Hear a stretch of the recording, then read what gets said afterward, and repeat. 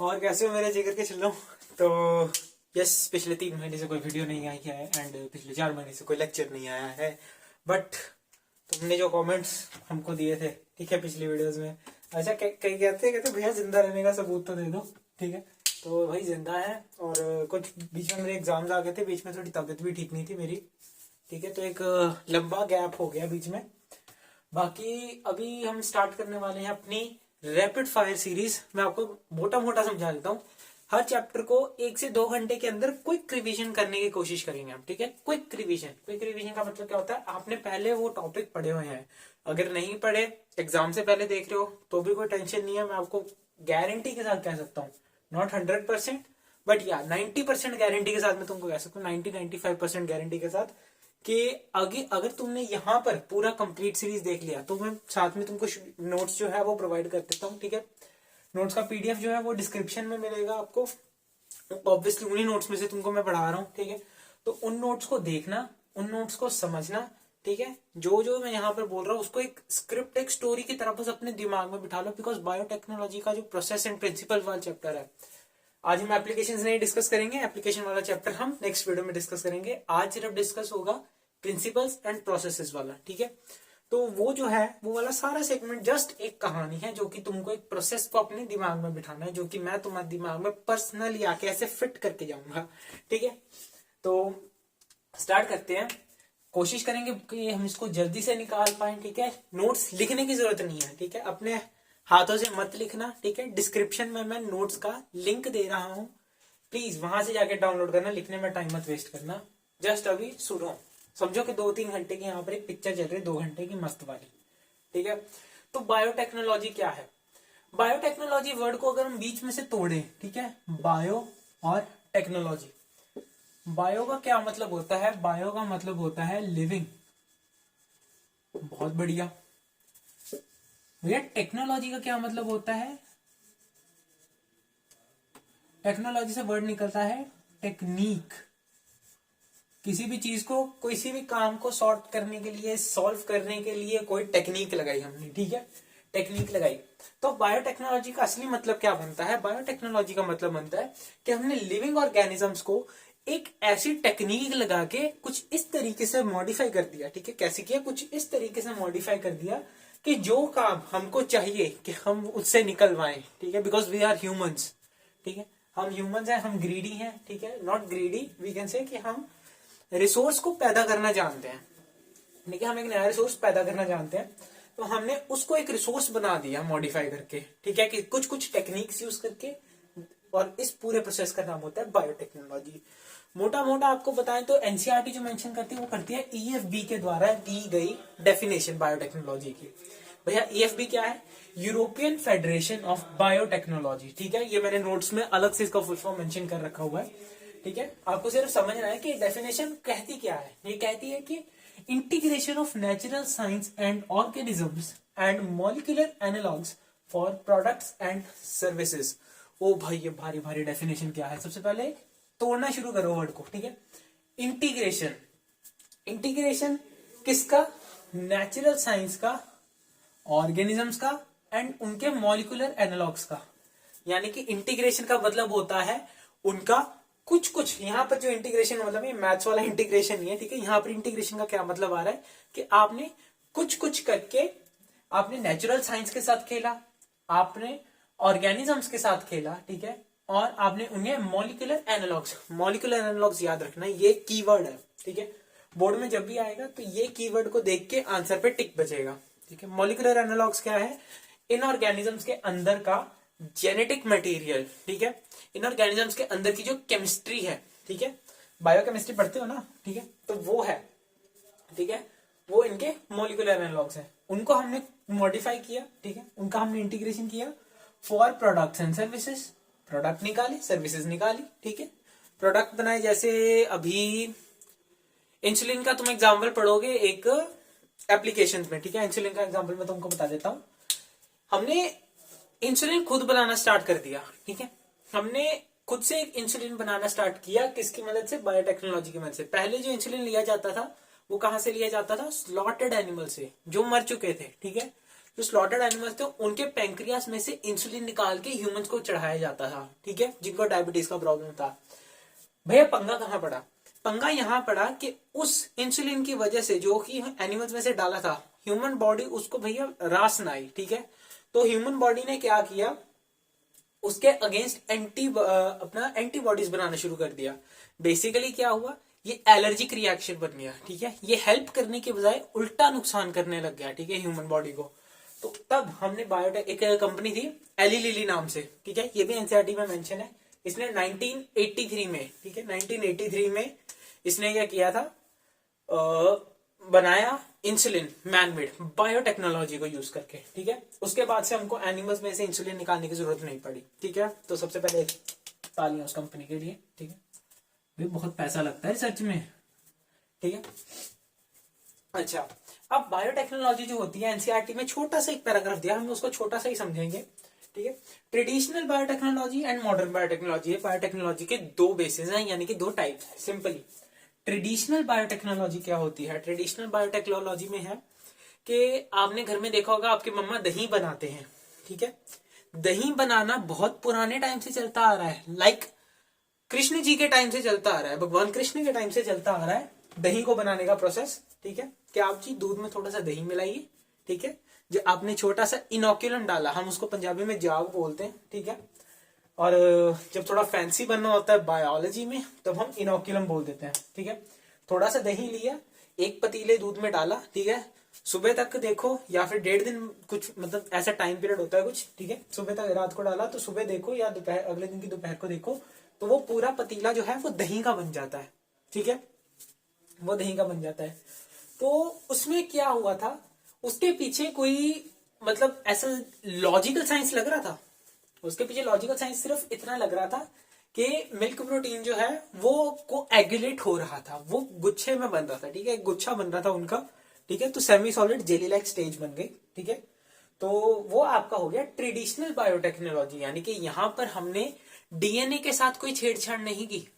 यहाँ पर याद रखना, डीएनए के साथ हमने कोई छेड़छाड़ नहीं की, हमने रिकॉम्बिनेंट डीएनए नहीं बनाया। रिकॉम्बिनेंट डीएनए अगर आप, मैं मान के चल रहा हूं कि आपने रिकॉम्बिनेंट डीएनए आपको पता होगा, ठीक है। नहीं पता, जिन्होंने पहली बार ये मतलब चैप्टर को शुरू किया है पेपर से एक दिन पहले, उनको मैं बता दूं कि एक तो जी होता है आपका डीएनए जो है एक ऑर्गेनिज्म के अंदर का, आपको इसमें कुछ चीज पसंद नहीं आई, ठीक है, इसमें मेरे को समझो ये वाला कॉम्पोनेंट जो मेरे को पसंद नहीं आया, ये वाला कैरेक्टर, ये क्या हो सकता है, ये आपका एंटीबायोटिक रेजिस्टेंट हो सकता है, ठीक है, एंटीबायोटिक रेजिस्टेंस का कैरेक्टर हो सकता है जी, मेरे को ये पसंद नहीं आया, ठीक है।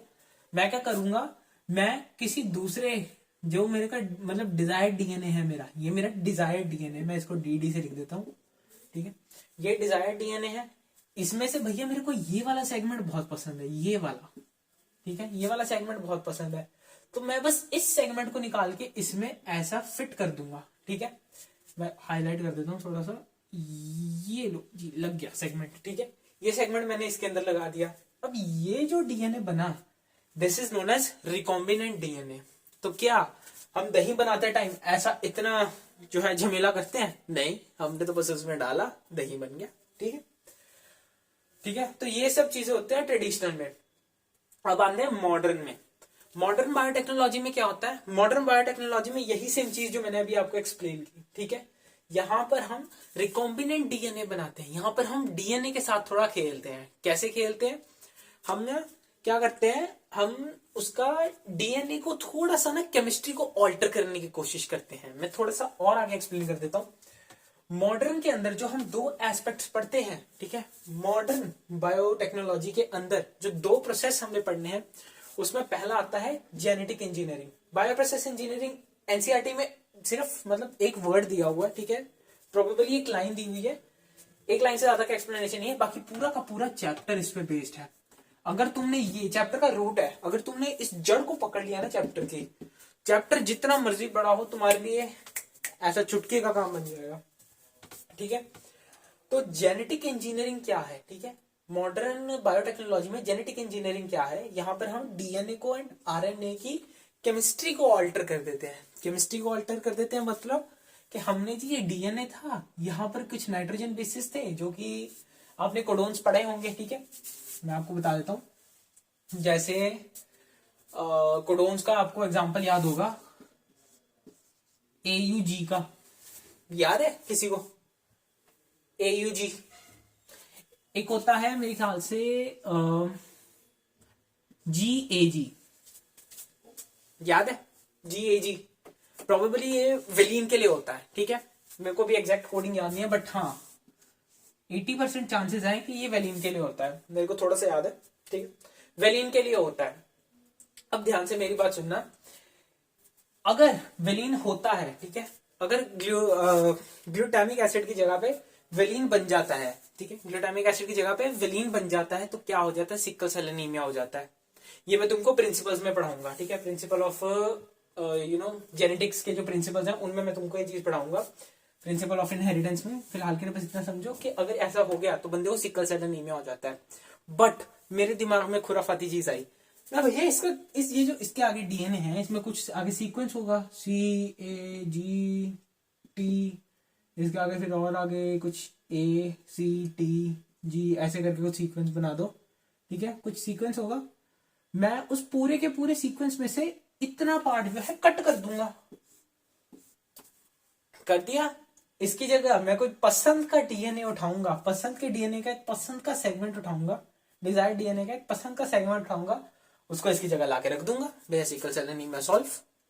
समझे? ठीक है, तो ये था अपना जेनेटिक इंजीनियरिंग, ठीक है। जेनेटिक इंजीनियरिंग ये होती है, बेसिकली करते क्या है, हम डीएनए और आरएनए को ऑल्टर कर देते हैं, डीएनए आरएनए की केमिस्ट्री को ऑल्टर कर देते हैं, जिसकी वजह से जीनोटाइप भी चेंज होता है, और जीनोटाइप चेंज हुआ ऑब्वियसली फिर फिनोटाइप तो चेंज होगा ही होगा, फंक्शनिंग बदल जाएगी, ठीक है, फंक्शनिंग बदल जाएगी फिनोटाइप में, और उसके अपीयरेंस के कुछ फीचर्स वगैरह बदल जाते हैं, ठीक है, ऐसा होता है।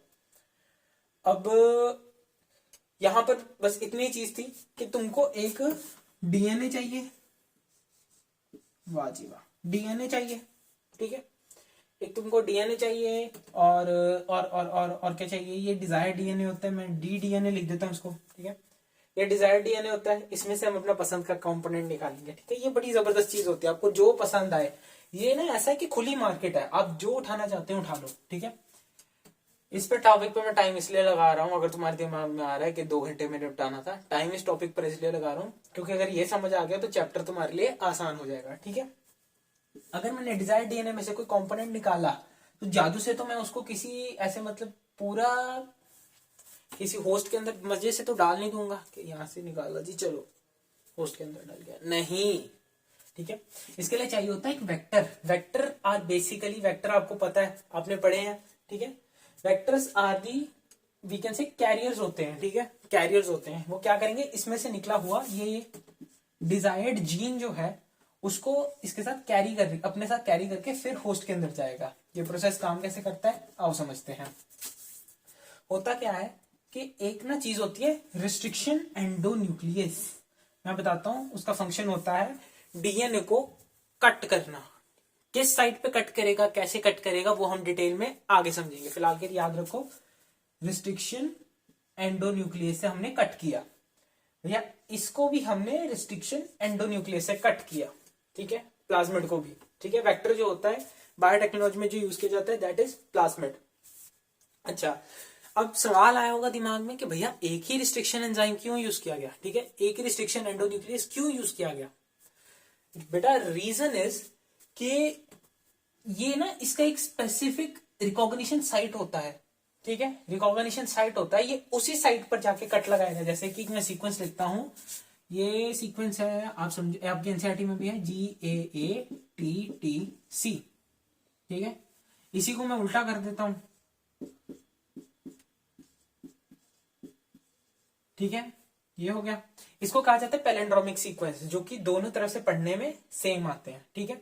GAATTC, दूसरे स्टैंड पे देखें तो GAATTC, आपको बस पढ़ना ऑपोजिट डायरेक्शन से, अगर सेम बने तो वो पैलिंड्रोमिक सीक्वेंस है, ठीक है। ये भी हम आगे डिस्कस करेंगे, फिलहाल के बस इतना समझो। रिस्ट्रिक्शन एंजाइम क्या करता है, रिस्ट्रिक्शन एंडोन्यूक्लियस वो कहीं किसी ऐसी साइट पे कट लगाएगा, ठीक है। जी और ए के बीच में अगर उसने काटा है अपर स्टैंड में, तो वो जी और ए के बीच में ही काटेगा, लोअर स्टैंड पर भी घूम गए तो, ठीक है। नहीं घूमे, नहीं घूमे, कसम खा के बोलो नहीं घूमे। तो क्या बोला मैंने, GAATTC, और इसी का उल्टा करके मैंने एक दो स्ट्रैंड्स बना दिए डीएनए के, ठीक है। ये क्या है, बेसिकली नाइट्रोजन बेसिस होते हैं। इन नाइट्रोजन बेसिस पे जब मैंने रिस्ट्रिक्शन एंडोन्यूक्लियस लगाया तो उसने मान लो एक स्पेसिफिक साइड पे कट लगाया, ठीक है, जी और ए के बीच में उसने कट लगाया, यहां पर भी जी और ए के बीच में कट लगाएगा, ठीक है।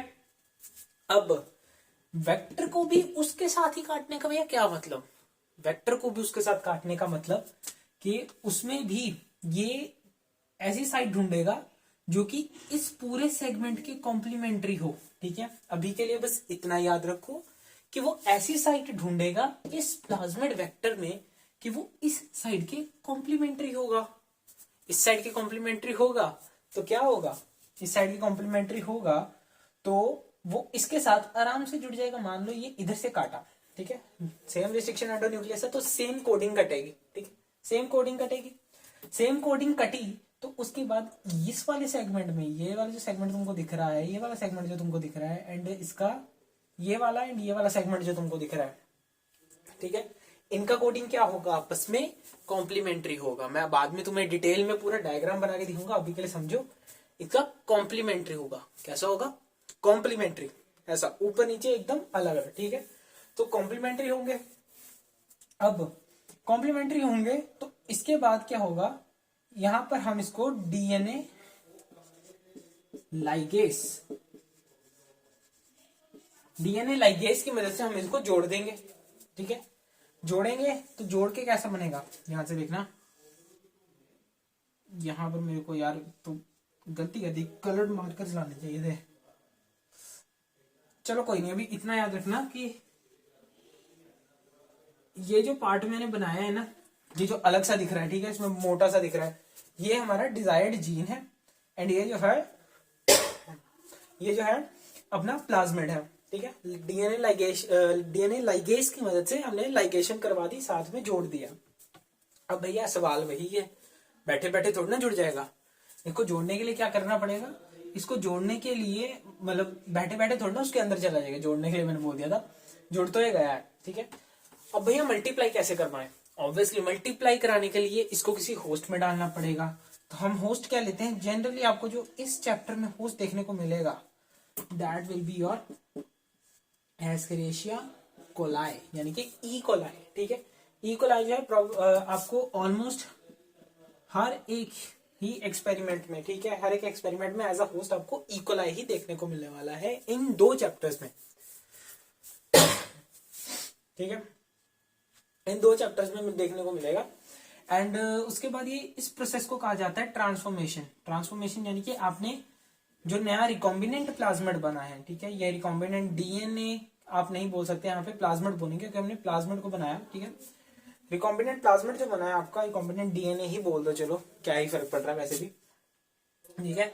उसको आप इस होस्ट के अंदर डाल रहे हो तो वो क्या प्रोसेस बनता है, वो बनता है ट्रांसफॉर्मेशन, ठीक है। ये चीज भी नोट्स में मेंशन है तो लिखने की जरूरत नहीं है, लिख तो तुम चलो वैसे नहीं रहे हो, ठीक है। तो ये सारा का सारा जो है काम, ये है तुम्हारा बायोटेक्नोलॉजी का, ऊपर ऊपर से जो मैंने तुमको बता दिया, डिटेल हम थोड़ा सा आगे करेंगे, बट उससे पहले मेरी एक बात समझो, ई कोलाई का रेप्लिकेशन पीरियड कितना होता है, ई कोलाई का रेप्लिकेशन पीरियड होता है अप्रोक्सीमेटली 20 मिनट्स, ठीक है, 20 मिनट्स। अच्छा यार, इसका भी ना एक बहुत बड़ा कंफ्यूजन है, बहुत ज्यादा बड़ा कंफ्यूजन है। अगर आप ट्रूमेंस खोलोगे, ट्रूमेंस में इसका जो रेप्लिकेशन पीरियड है वो आपको दिखेगा 18 मिनट्स का।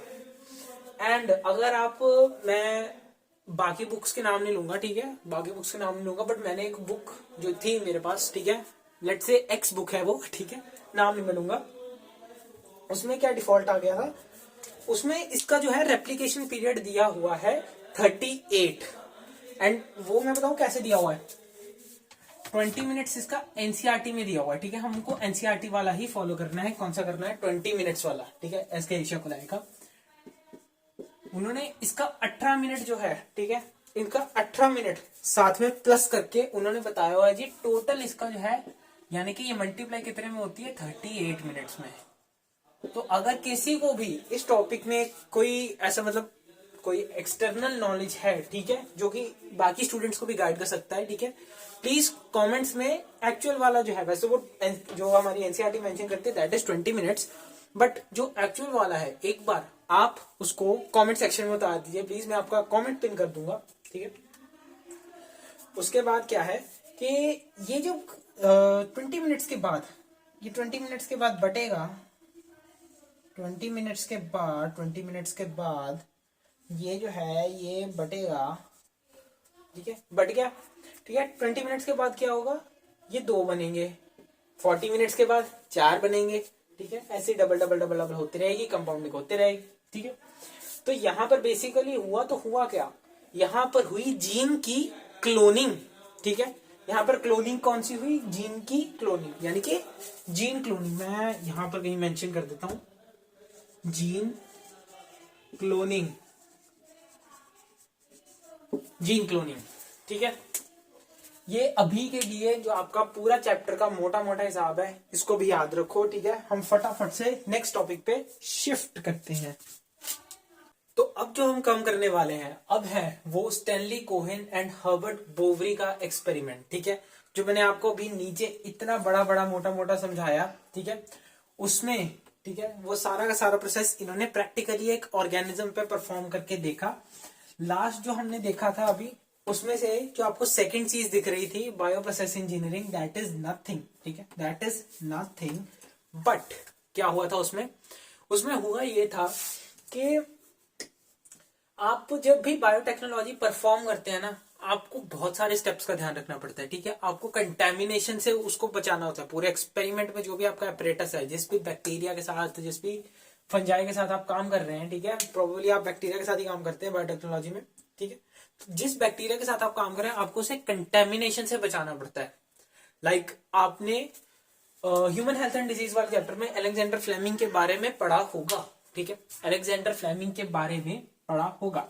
तो उनके एक्सपेरिमेंट में क्या हो गया था जी, अनवॉश्ड कल्चर प्लेट्स जो थी उसमें पेनिसिलियम नोटेटम जो है वो ग्रो कर गया था, ठीक है, वो ग्रो कर गया था एंड उसने रेजिस्ट कर दिया था बैक्टीरिया की ग्रोथ को, ठीक है, उसने रोक दिया था बैक्टीरिया की ग्रोथ को। तो ऐसा कोई कंटेमिनेशन बायोटेक्नोलॉजी के साथ करते हुए ना आ जाए, ठीक है, बायोटेक्नोलॉजी के केस में ना आ जाए, इसलिए हम करते हैं बायोप्रोसेस इंजीनियरिंग। वो सिंपल सा क्या है, अगर आपसे पूछेंगे भी, वैसे पूछते नहीं है, बहुत कम पूछा जाता है, ठीक है, बट अगर पूछेंगे भी तो होता क्या है, वो सिंपली कि आप अपनी जिस भी लैब में आप उस एक्सपेरिमेंट को परफॉर्म कर रहे हैं, ठीक है, जिस भी लैब में आप बायोटेक्नोलॉजी करवाना चाह रहे हैं, आपको पहले 1-2 दिन लगा के उस लैब को अच्छे से क्लीन करके स्टेराइल करना होगा। क्या करना होगा, लैब को स्टेराइल करना होगा। स्टेराइल करने का मतलब क्या है, लैब को स्टेराइल करने का मतलब है कि आपको उस पूरी लैब को कंटेमिनेंट से एकदम फ्री रखना पड़ेगा, ठीक है, कंटेमिनेंट से एकदम फ्री रखना पड़ेगा, ठीक है, that is basically bioprocess engineering, ठीक है। बोलोगे भैया ने वो वाला टॉपिक छोड़ दिया, ठीक है, वो मेरे को पहले याद नहीं था, ठीक है, फ्लो में निकल गया था। तो क्या है, Stanley Cohen and Herbert Boveri, ठीक है, इन्होंने वही सेम एक्सपेरिमेंट जो मैंने अभी आपको एक्सप्लेन किया, इन्होंने वो किया था, बट ऑर्गेनिजम्स क्या क्या थे मैं बताता हूं। ये पकड़ो जी, आपका आ गया सैल्मोनेला टाइफीम्यूरियम। किस पे एक्सपेरिमेंट किया, ए भैया ऐसे बहुत स्टाइल से डालते हैं, सैल्मोनेला टाइफीम्यूरियम। अब तुम्हारे लिए क्वेश्चन है, सैल्मोनेला टाइफी कौन सा डिजीज कॉज करता है, ठीक है, ठीक है, ये क्वेश्चन तुम्हारे लिए है, कमेंट्स में लिखना फटाफट से इसका आंसर, जिसका सही होगा मैं पिन कर दूंगा, ठीक है। और यहाँ पर हमको दूसरी चीज क्या चाहिए, यहाँ पर मेरे ख्याल से लाइट पड़ रही है ऊपर, मैं थोड़ा सा इधर को करके बना देता हूँ। ये हो गया जी अपना वेक्टर। वेक्टर के नाम पे हम क्या लेते हैं भैया, प्लाज्मिड ही तो लेते हैं, बिल्कुल, ठीक है। वेक्टर के नाम पे हम क्या यूज करते हैं, प्लाज्मिड यूज करते हैं। अब सैल्मोनेला टाइफीम्यूरियम ही क्यों, सैल्मोनेला टाइफीम्यूरियम के पास भैया ऐसा क्या खास है, इसके पास है एंटीबायोटिक रेजिस्टेंट, इसके पास है एंटीबायोटिक रेजिस्टेंस। एंटीबायोटिक रेजिस्टेंस मतलब भैया इसके किसी एंटीबायोटिक का इस्तेमाल जो किया गया है वो नाकामयाब है, आप कोई भी एंटीबायोटिक लगाओगे, ठीक है, ये एंटीबायोटिक के इफेक्ट को रेजिस्ट कर देगा, ठीक है। ये इसकी खूबी है, हमको इसकी खूबी बहुत पसंद आई, ठीक है। हम चाहते हैं कि हम इसको थोड़ा सा और ज्यादा ये खूबी को किसी नॉर्मल इकोलाई में करके देखें, ठीक है। मेरे दिमाग में चुल मची थोड़ी सी कि मैं इस एंटीबायोटिक रेजिस्टेंस के कैरेक्टर को मैं एक इकोलाई में लेकर आऊं। कैसे लाऊंगा? देखो बहुत सिंपल है। यहां से भैया दोनों को हम क्या करते थे, सेम रिस्ट्रिक्शन एंडोन्यूक्लियस से कट करते थे। आप फिलहाल के बस इतना याद रखो, रिस्ट्रिक्शन एंजाइम, एंडोन्यूक्लियस, एक्सोन्यूक्लियस, वो भी बातें आनी है। आप सिर्फ अभी इतना याद रखो कि आपका रिस्ट्रिक्शन एंजाइम है, ठीक है। आपने सेम रिस्ट्रिक्शन एंजाइम से दोनों को क्या कर दिया, खच खच कट किया। लॉजिक क्या है दोनों को सेम रिस्ट्रिक्शन एंजाइम से काटने का? लॉजिक ये है कि हर एक, ठीक है, हर एक रिस्ट्रिक्शन एंजाइम की अपनी एक स्पेसिफिक रिकॉग्निशन साइट होती है एंड वो उसी साइट पर क्या करता है, कट लगाता है, ठीक है। वो क्या करता है, उसी साइट पर कट लगाता है। अब अगर ये दोनों में ही सेम साइट्स पर कट लगाएगा तो थोड़ा सा दिमाग लगा के सोचो, क्या हमको कॉम्प्लीमेंट्री एंड्स मिल जाएंगे? ठीक है, क्या हमको कॉम्प्लीमेंट्री एंड्स मिल जाएंगे? जी हाँ भैया, बिल्कुल मिल जाएंगे, ठीक है। कॉम्प्लीमेंट्री एंड्स क्यों नहीं मिलेंगे, मिल जाएंगे, ठीक है। तो कॉम्प्लीमेंट्री एंड्स मिल जाए उसके लिए हमको दोनों को एक ही टाइप के, ठीक है, रिस्ट्रिक्शन एंजाइम से काटना पड़ता है। समझ रहे हो? That can be Eco R1, that can be Hind two, ठीक है। आगे जाके मैं एग्जांपल्स भी समझाऊंगा तुमको। इनका कोडिंग बहुत ज्यादा जरूरी है, ठीक है। इनका रिकॉग्निशन साइट जो है उसका कोड बहुत ज्यादा जरूरी है, यानी किस पॉइंट पे काटते हैं वो भी बहुत ज्यादा जरूरी है, ठीक है। ओके, तो हमने काटा इनको। अभी ऑब्वियसली इसके अंदर ये जो है, ठीक है, इसके अंदर का ये जो इसका जेनेटिक मटेरियल है, ठीक है, उसमें से मुझे क्या पसंद आया, उसमें से मुझे इतना सा सेगमेंट पसंद आया। वो सेगमेंट किस चीज का था? एंटीबायोटिक रेजिस्टेंस का। समझ रहे हो? समझ रहे हो ना? ठीक, तो समझ रहे हो, वो एंटीबायोटिक रेजिस्टेंस का सेगमेंट मैंने उठाया, वही सेम स्थान से इधर कट लगा तो क्या बनेगा, ये समझो कि अपना जो हमको हमारा डिजायर्ड जीन था, ठीक है, ये अपना क्या हो जाएगा, ये अपना उस साइड से कटा हुआ प्लाज्मिड आ गया, ठीक है। इनको क्या कर दिया हमने, डीएनए लाइगेस, इनको क्या कर दिया, डीएनए लाइगेस की मदद से जोड़ दिया। जोड़ने पे क्या बना, इसको ऐसे बना देते हैं, ठीक है, ठीक है, समझ रहे हो। ये अब ना जुड़ चुका है, ठीक है, ये अब जुड़ चुका है, बट अभी भी इसका कुछ नहीं हो सकता। हम इसको आगे मल्टीप्लाई नहीं करवा सकते, क्योंकि इसको आगे मल्टीप्लाई करवाने के लिए इस प्लाज्मिड को किसी होस्ट में डालना पड़ेगा, ठीक है। इस प्लाज्मिड को हमको किसी होस्ट में डालना पड़ेगा। और हमने कौन सा होस्ट सिलेक्ट किया था जिसको हमने एंटीबायोटिक रेजिस्टेंट बनाना था? एस्केरिशिया कोलाई, ठीक है। ई कोलाई को हमने किया था सिलेक्ट, बहुत बढ़िया। हमने ई कोलाई के अंदर इसको इंट्रोड्यूस कर दिया, ठीक है। प्रोसेस का नाम बताओ जल्दी से, आधे बच्चे आंसर कर गए, बहुत बढ़िया। ट्रांसफॉर्मेशन, ट्रांसफॉर्मेशन, ठीक है, ट्रांसफॉर्मेशन हुई। अब क्या होगा, यहां से इसके अंदर चला गया, ट्रांसफॉर्मेशन हो गई, ठीक है। अब क्या होगा, एवरी 20 मिनट भैया ये दो में बटेगा, बहुत सही, ठीक है।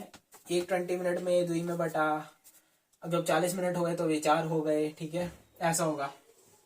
मैं फिलहाल सभी सिर्फ इतने के लिए रखूंगा ताकि तुमको याद रहे कि 20 मिनट्स में ये एक जो है ये 2 में बढ़ जाता है। बाकी तुम खुद समझदार हो, ठीक है, बाकी तुम खुद सियाने हो, ठीक है, सियाने मतलब समझदार, ठीक है, बाकी तुम खुद समझदार हो। आगे क्या होंगे, 4 में बढ़ेंगे, फिर आगे 2 के साथ मल्टीप्लाई मल्टीप्लाई मल्टीप्लाई करते जाना करते जाना करते जाना, बहुत बढ़िया, ठीक है। नॉट एक्चुअली 2 के साथ, बट हाँ वही चीज होगी, ठीक है, 2 के साथ मल्टीप्लाई करते जाना। ओके, तो अब क्या होगा, ये और आगे बढ़ेंगे और आगे बढ़ेंगे और आगे बढ़ेंगे, ठीक है।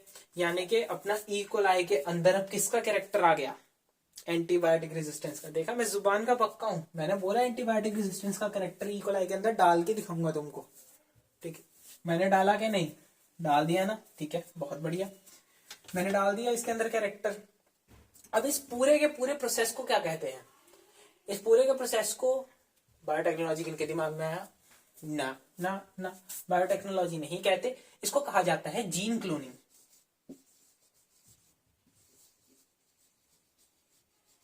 ये भी मैं तुमको पीछे भी बता के हटता हूं कि जीन क्लोनिंग क्या है। हमको एक जीन था हमारे पास, ठीक है, हमको एक जीन था हमारे पास, हमने उसको पहले तो अपने पसंद के होस्ट में डाला, आए बहुत सही, ठीक है, पसंद के होस्ट में डाला, उसके बाद उसके क्लोन्स बनाने शुरू कर दिए, ठीक है। अब इससे आगे जितने भी एस्चेरिशिया कोलाई बनेंगे, जितने भी ई कोलाई बनेंगे, उन सब में क्या होगा? एंटीबायोटिक रेजिस्टेंस का ही तो जीन होगा, होगा कि नहीं? बिल्कुल होगा, ठीक है। तो एंटीबायोटिक रेजिस्टेंस का जीन होगा, तो अब हमने क्या कर दिया, मतलब हमने कर दी जी इस जीन की क्लोनिंग, हमने जीन क्लोनिंग कर दी, ठीक है।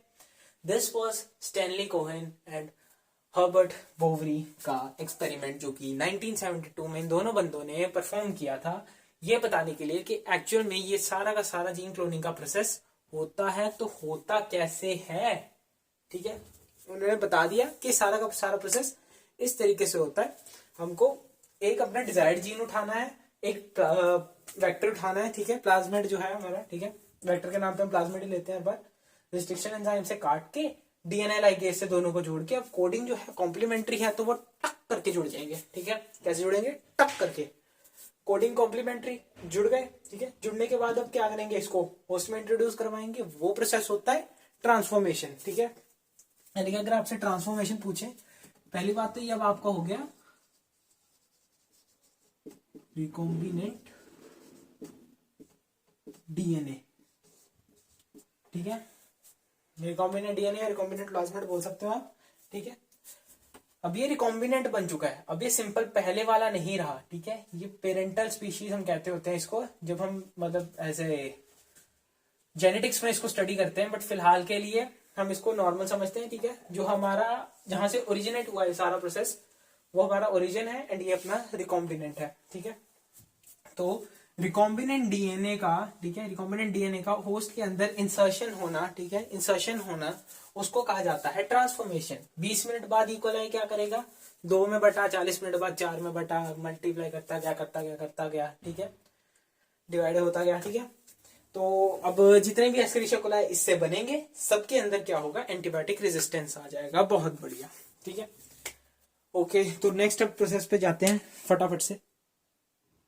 यस, तो अभी हम स्टार्ट करते हैं रिस्ट्रिक्शन एंजाइम्स। मैं बार बार ऐसा कट क्यों ले रहा हूँ, ठीक है, पहले वीडियो को कट कर रहा हूँ, फिर लिख रहा हूँ पूरा, फिर दोबारा वीडियो को स्टार्ट कर रहा हूँ। रीजन इज सिंपल कि बहुत से लोग हैं मेरे ऐसे, ठीक है, महानस्तियाँ, ठीक है, मेरे ऐसे जो कि रात को एक रात पहले एग्जाम से पढ़ रहे होंगे, तो ऑब्वियसली अब मैं उनकी भी साथ में मेरे को सोचना पड़ता है, ठीक है, because it's a quick revision video, तो उनका भी मेरे को साथ में सोचना पड़ेगा। एंड इसलिए कि मैं लिखने में अलग से टाइम लगा, मैं पहले लिख के आता हूँ, फिर एकदम से आके तुमको एक्सप्लेन करके, फिर नेक्स्ट जैसे स्लाइड शिफ्ट करते होते हैं, ठीक है। डिजिटल बोर्ड तो मेरे पास है नहीं, भगवान की दया से जो है यही है, ठीक है। तो ऐसे शिफ्ट करते रहते हैं, ठीक है, ताकि तुम्हारा अलग से टाइम वेस्ट ना हो। तो अभी जो हम करने वाले हैं that is restriction enzyme. Restriction enzyme से हम क्या समझते हैं? हमने थोड़ी देर पहले ही अभी पढ़ा था। रिस्ट्रिक्शन एंजाइम क्या है? डीएनए को काटता है, ठीक है। So these are known as molecular scissors. ये मॉलिक्यूलर सीजर्स होती हैं। एंड एक खास बात है इनके बारे में कि that they are naturally found in prokaryotes as their defense mechanism. Prokaryotes के अंदर ये डिफेंस मैकेनिज्म के तौर पे पहले से ही प्रेजेंट होता है। समझाता हूं डिफेंस मैकेनिज्म क्या होता है इनका। देखो, ये होता है जी अपना E coli. Basically E coli के पास क्या है? उसका खुद का एक जेनेटिक मटेरियल है। इस पे किसने जो है एक वायरस ने अटैक किया। वायरस का नाम जी बैक्टीरियोफेज, ठीक है, बैक्टीरियोफाज ने अटैक किया। अब बैक्टीरियोफाज ने इसके अंदर अपना डीएनए छोड़ा, ठीक है। बैक्टीरियोफाज ने इसके अंदर अपना डीएनए छोड़ दिया, जैसे कि हमने उसमें पढ़ा था, कौन सा चैप्टर था वो, मॉलिक्यूलर बेसिस ऑफ इनहेरिटेंस। उसमें था ना कैसा सेम टू सेम एक्सपेरिमेंट, ठीक है, जिसमें लास्ट में आपने अपने सेंट्रिफिकेशन करवाई थी। उसमें एक स्टेप आता है इन्फेक्शन वाला, वही सेम चीज, ठीक है। बैक्टीरियोफेज इसी तरीके से किसी भी बैक्टीरिया को इन्फेक्ट करता है, उसके अंदर अपना जेनेटिक मटीरियल छोड़ के, ठीक है। इसके अंदर अपना जेनेटिक मटीरियल छोड़ा इसने। अब भैया नेचुरल डिफेंस मैकेनिज्म है, इसके अंदर शुरू से है, बट है क्या डिफेंस मैकेनिज्म? इसके अंदर 2 एंजाइम्स होते हैं, ठीक है। ई कोलाई के पास पहले से भगवान ने 2 एंजाइम्स दे के भेजे हैं, मिथाइलेस एंड दूसरा एंजाइम कौन सा है? Restriction enzyme.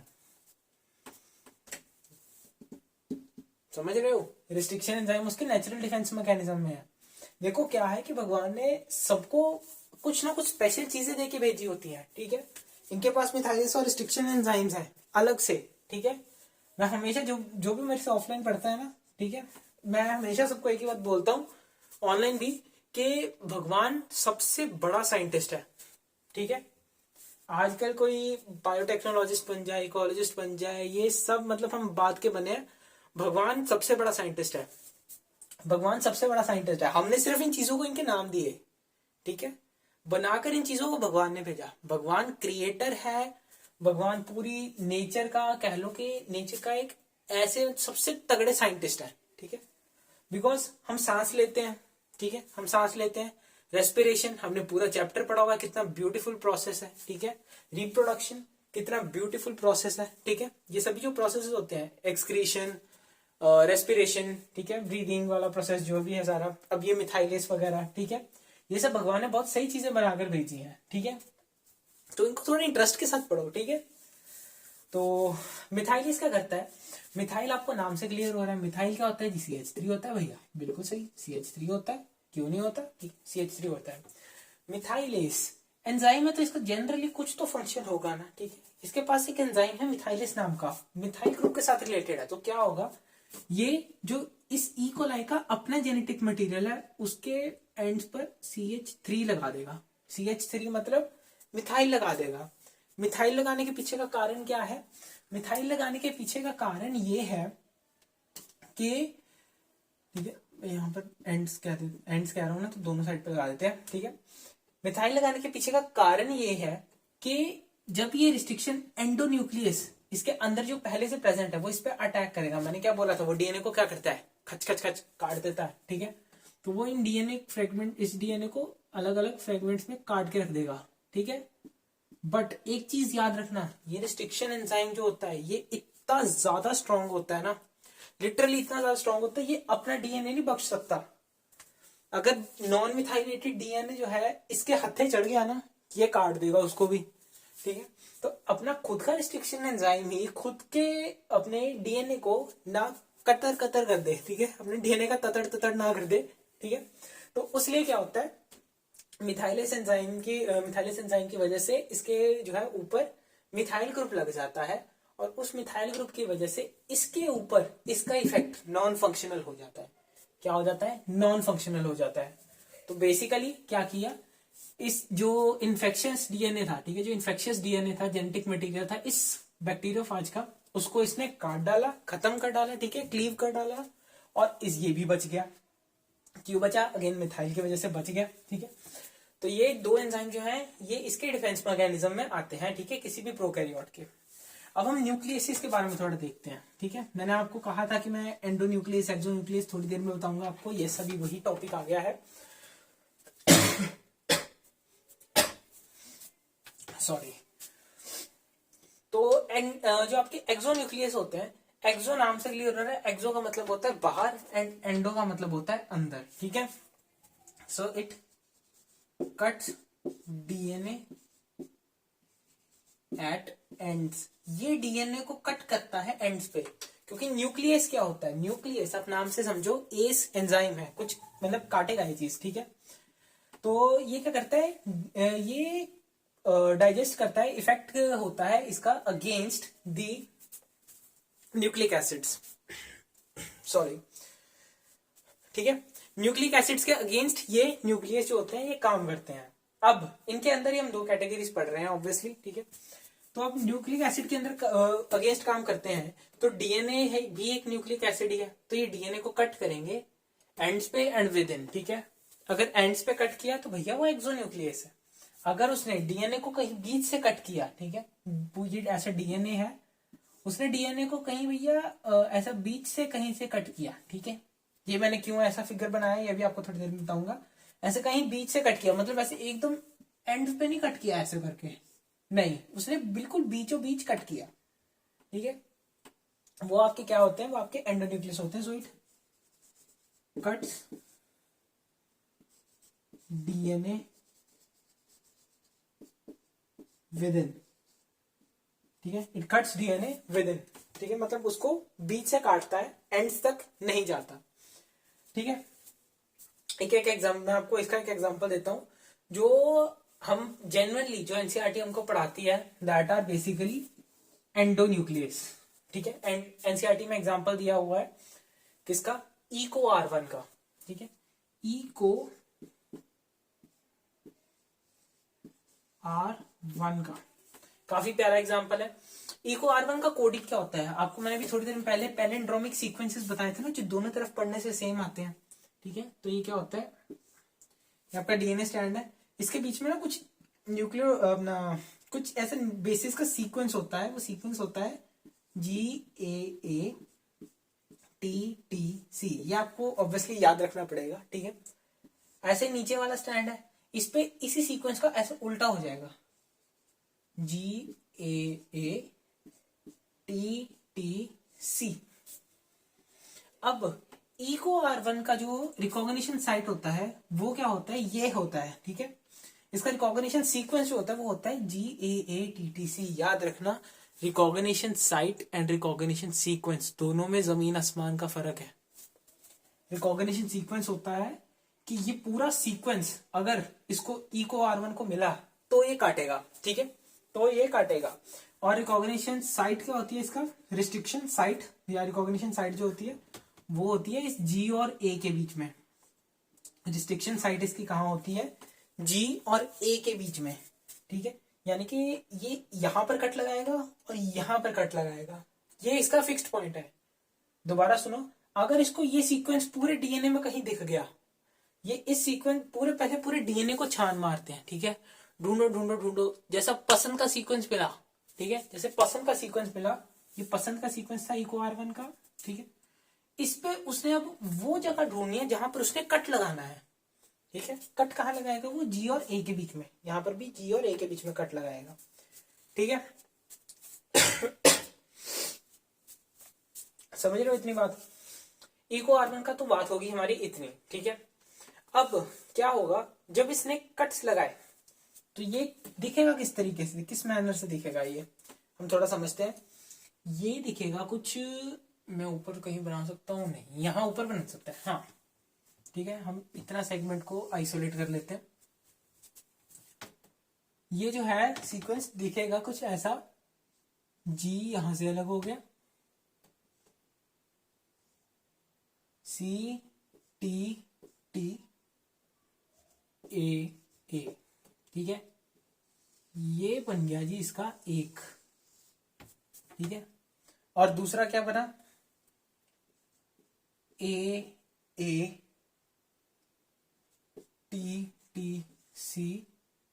ठीक है। नीचे का आएगा, इस साइड पे G आ जाएगा, वाह।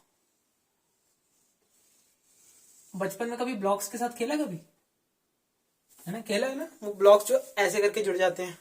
अभी ध्यान रखना, यहां पर देखो, ये इस मैनर में जुड़ नहीं रहे क्या आपस में, ठीक है, ये इस मैनर में जुड़ रहे हैं आपस में, ध्यान से देखना, हाँ, ये सही फिगर बनी एकदम, ठीक है, ऐसे वाली एकदम इस तरीके से जुड़ रहे हैं, ठीक है। ये CTTAA और ये ऊपर G, यहां पर क्या है, AATTC और नीचे ये G, इस मैनर में जुड़ रहे हैं, देखो ऐसे जुड़ रहे हैं ना, ठीक है।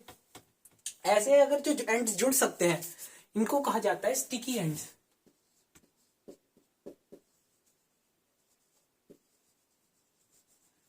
अब मेरी एक बात हमेशा याद रखना है, इसका मतलब कतई नहीं है कि जो आपके एंडोन्यूक्लियसेस हैं वो हमेशा ही आपको स्टिकी एंड्स देंगे, ठीक है। जो आपके एंडोन्यूक्लियस है वो आपको हमेशा स्टिकी एंड्स देंगे, ये बात जरूरी नहीं है, ठीक है, ये बात जरूरी नहीं है। इसका एक्सेप्शन आपको मैं एक बता देता हूं, एनसीईआरटी में may be example is not given, may be क्या एनसीईआरटी में एग्जाम्पल है ही नहीं। एग्जाम्पल है ये SMA1 का, ठीक है। SMA1 का, इसका कोडिंग में एक बार जस्ट कंफर्म कर लूं। SMA1 का, हाँ, CCC ठीक है, CCC जहां पर भी इसी का उल्टा होगा ना फिर, CCC एंड CCC, ठीक है। बात का मतलब समझ रहे हो मैं क्या कहना चाह रहा हूं। यहां पर ये एंडोन्यूक्लियस है, ठीक है, यहां पर ये एंडोन्यूक्लियस जो है SMA1 है, ये एंडोन्यूक्लियस है, तो ये डीएनए को बीच में से काटेगा। ध्यान से समझना, इसने क्या काटा, काटता है C और G के बीच में, इसने C और G के बीच में काटा। बट भैया अभी क्या हुआ, अभी तो स्टिकी एंड्स बने नहीं, ठीक है, अभी स्टिकी एंड्स तो बने नहीं ना। अभी क्या बना रिजल्ट में, अभी बने CCC G, एक बक्सा ये बन गया और ये दूसरा बक्सा बन गया, कौन सा, अपना CCC का। ऐसे एंड्स जो बनते हैं, ठीक है, जो साथ मतलब ऐसे स्टिक नहीं हो सकते, ठीक है, जो कि बिल्कुल सीधे सीधे एक ही मैनर में है, ऐसे ऐसे, ठीक है, एकदम ऐसे जुड़ने वाले हैं, इनको कहा जाता है ब्लंट एंड्स, या फिर इन्हें नॉन स्टिकी एंड्स भी कहा जाता है, ठीक है, ये होते हैं ब्लंट एंड्स। तो स्टिकी एंड्स बनेंगे या ब्लंट एंड बनेंगे, इस बात का डिसीजन ये नहीं लेते कि वो एक्सोन्यूक्लियस है या एंडोन्यूक्लियस है, इस बात से डिसाइड नहीं होता। डिसाइड किस बात से होता है, डिसाइड इस बात से होता है कि आप कौन सा वाला रिस्ट्रिक्शन एंजाइम निकाल रहे हो, ठीक है, कौन सा वाला रिस्ट्रिक्शन एंडोन्यूक्लियस निकाल रहे हो। मैंने SMA1 निकाला, ठीक है तो भैया एंडोन्यूक्लियस, कट तो बीच में लगा रहा है वो, बट क्या हुआ, ब्लंट एंड्स बन गए। स्टिकी एंड्स किस में बने थे, E को R बन गए। अभी कुछ प्यारी प्यारी सी बातें हैं जो कि आपको याद रखना बहुत जरूरी है, ठीक है। E-carbon का सीक्वेंस जो कि मैंने अभी आपको पूरा डिटेल में समझाया है, इंक भी खत्म होने लगी है थोड़ी सी, ठीक है। E-carbon का सीक्वेंस आपको मैंने बताया GAATTC, नीचे वाले स्टैंड पे जस्ट उसका उल्टा सीक्वेंस, ऐसे सीक्वेंस को कहा जाता है पैलिंड्रोमिक सीक्वेंसेस, ठीक है। उसके बाद हिंद D2 की, ठीक है, हिंद D2, कई लोग इसको हिंद 2 बोलते हैं, बट एक्चुअल जो हमने गूगल से प्रोनाउंसिएशन देखी थी, जब मैंने चैप्टर किया था गूगल से प्रोनाउंसिएशन देखी थी, तब हमने देखा था हिंद D2, ठीक है, हिंद D2। तो आप जैसा मर्जी आप हिंद D2 बोलिए या हिंद D2 बोलिए, बात एक ही है, ठीक है। तो अभी क्या है, इसका सीक्वेंस बहुत थोड़ा सा कंफ्यूजिंग होता है, बट यस याद हो जाएगा। ट्रिक बताता हूं आपको, GT लगाओ, ठीक है, GT लगाओ, AC लगाओ, ये कॉमन है, ठीक है, GT और AC कॉमन है। T के बाद आपको कोई भी पिरिमिडीन लगाना है, ठीक है, ठीक है, पिरिमिडीन लगाना है। T और C जो होते हैं आपके दो पिरिमिडीन होते हैं, इनमें से कोई एक लगाना है, ठीक है। और उसके बाद पिरिमिडीन, उसके बाद कोई प्यूरिन लगा दो, प्यूरिन A और G में से कोई एक है, ठीक है, लगा दो। और उसके बाद AC जो है कॉमन, ठीक है, ऐसा होता है, ठीक है। आपको क्या करना है, GT लगाना है, एक पिरिमिडीन, एक प्यूरिन, फिर एक AC। अगर ऐसा सीक्वेंस आपको कहीं देखने को मिले, ठीक है, ऐसा सीक्वेंस आपको कहीं देखने को मिले, समझ जाना कि वहां पर कौन काटने वाला है, वहां पर काटने वाला है हिंद 2, ठीक है, हिंद D2 या हिंद 2, ठीक है, दोनों में से जो मर्जी बोल लो, ये काटने वाला है वहां पे, ठीक है। अब इसी के बारे में एक और खास बात है, एनसीईआरटी मेंशन करती है कि it was the first restriction enzyme to be isolated, ठीक है। पहले जो सबसे पहला जो रिस्ट्रिक्शन एंजाइम निकाला गया था वो कौन सा था, हिंद 2 था, ठीक है, हिंद 2 था। और किस में से निकाला गया था, हीमोफिलस इन्फ्लुएंजाe, हीमोफिलस इन्फ्लुएंजाe। एंड भैया अब तक हमने किसमें कितने कर लिए हैं, अब तक हमने डिस्कवरी कर ली है 900 रिस्ट्रिक्शन एंजाइम्स की, हमने अब तक डिस्कवरी कर चुके हैं। कांग्रेचुलेशंस, 900 रिस्ट्रिक्शन एंजाइम्स की डिस्कवरी हो चुकी है। कितने स्ट्रेन्स ऑफ बैक्टीरिया में से, 230 में से। देख रहे हो इंसानी दिमाग, समझ रहे हो, इंसानी दिमाग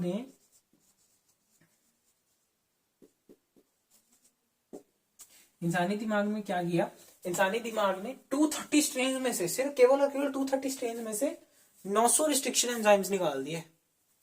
भाई दिमाग है बंदों का, ठीक है। तो नेक्स्ट टॉपिक पर शिफ्ट करते हैं फटाफट से। यस, तो आगे करते हैं इको R1। देखिए एक नॉमेनक्लेचर का कंसेप्ट दिया हुआ है एनसीईआरटी में, ठीक है। नॉमेनक्लेचर का कंसेप्ट हमको क्या कहता है कि जैसे मान लो मेरे सामने एक मैंने रिस्ट्रिक्शन एंजाइम लिखा, दैट इज इको R1, ठीक है। इको R1 का नाम कैसे पड़ा, इसका नामकरण कैसे हुआ, नॉमेनक्लेचर कैसे हुआ इसका। तो इसमें जो ई होता है ना, इसका ई जो है रिप्रेजेंट करता है इसके जीनस को। क्या जीनस है जी इसका, एस्केरेशिया, ठीक है। क्या जीनस है, एस्केरेशिया। को जो है इसके लिए, को क्या होता है, को इसका स्पीशीज होता है। को इसका क्या होता है, स्पीशीज होता है, दैट इज कोलाई, ठीक है, कोलाई। आर जो है वो क्या रिप्रेजेंट करता है, किसी भी रिस्ट्रिक्शन एंजाइम में जो आर होता है, मतलब यहाँ पर जो आर है वो बेसिकली क्या रिप्रेजेंट कर रहा है, वो इसका स्ट्रेन रिप्रेजेंट कर रहा है। जैसे मैं आपको आप हिंद 2 बोलते हैं, मैंने आपको क्यों बोला था कि आप हिंद D2 बोला कीजिए। हिंद D2 में क्या होता है, जो डी होता है ना, बेसिकली डी उसका स्ट्रेन रिप्रेजेंट करता है, ठीक है।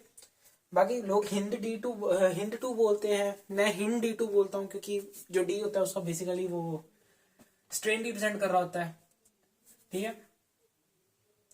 तो यहां पर क्या होता है, जो स्ट्रेन होता है इसका रफ होता है, एंड इसके स्ट्रेन का टाइप भी दिया हुआ है एनसीईआरटी में। इसका टाइप क्या दिया हुआ है, RY13, ठीक है। एंड जो लास्ट में हम 1 2 3 जैसे आपका हिंद 2 हो गया, हिंद 3 हो गया, ये 1 2 3 क्या है, these are basically order of discovery, ठीक है। क्योंकि जब हम ऐसा ना, एक होता है बायोलॉजिकल लैब्स होते हैं, लैब्स कह दिया, लाइब्रेरीज, ठीक है। तो वहां पर जब हम इनको स्टडी किया जाता है, जब इनको स्टडी किया जाता है तो इनको पर्सनली हर एक को एक नंबर दिया जाता है। नंबर किस लिए दिया जाता है, क्या, ताकि पता लग सके कि इनकी कैटेगरी में कौन पहले आया कौन बाद में आया, ठीक है। कौन पहले आया कौन बाद में आया। अब जैसे आपके हिंद है, ठीक है, HIND,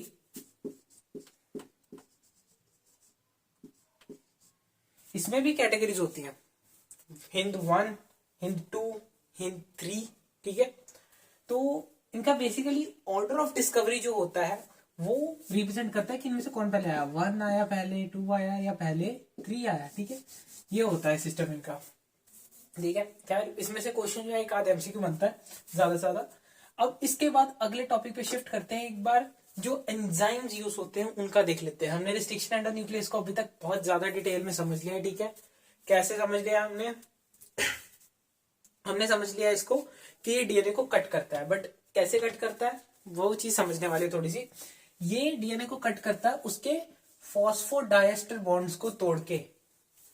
फॉस्फोडाइएस्टर बॉन्ड्स आपने देखा होगा, डीएनए के बीच में, डीएनए के जो 2 न्यूक्लियोटाइड्स होते हैं, ठीक है, उनको किस तरीके से जोड़ा जाता है। जैसे एक न्यूक्लियोटाइड है, ये डीएनए का दूसरा न्यूक्लियोटाइड है, इसके बीच में आपको ये जो बॉन्डिंग देखने को मिल रही है ना, ये बॉन्डिंग कौन सी होती है, ये बॉन्डिंग होती है फॉस्फोडाइएस्टर, PDE से रिप्रेजेंट कर रहा हूं मैं इसको, 2 न्यूक्लियोटाइड्स के बीच में, ठीक है। ये बॉन्डिंग देखने को मिलती है हमको, फॉस्फोडाइएस्टर बॉन्ड। अब अगर ये फॉस्फोडाइएस्टर बॉन्ड नहीं रहेगा, ठीक है, अगर ये फॉस्फोडाइएस्टर बॉन्ड नहीं रहेगा तो ये दोनों न्यूक्लियोटाइड्स अलग हो गए। समझो कि ये आपके न्यूक्लियोटाइड्स हैं, ठीक है। क्या होता है बेसिकली, यहां इस वाली साइड पे आपके क्या लगे होते हैं, नाइट्रोजनस बेस लगे होते हैं,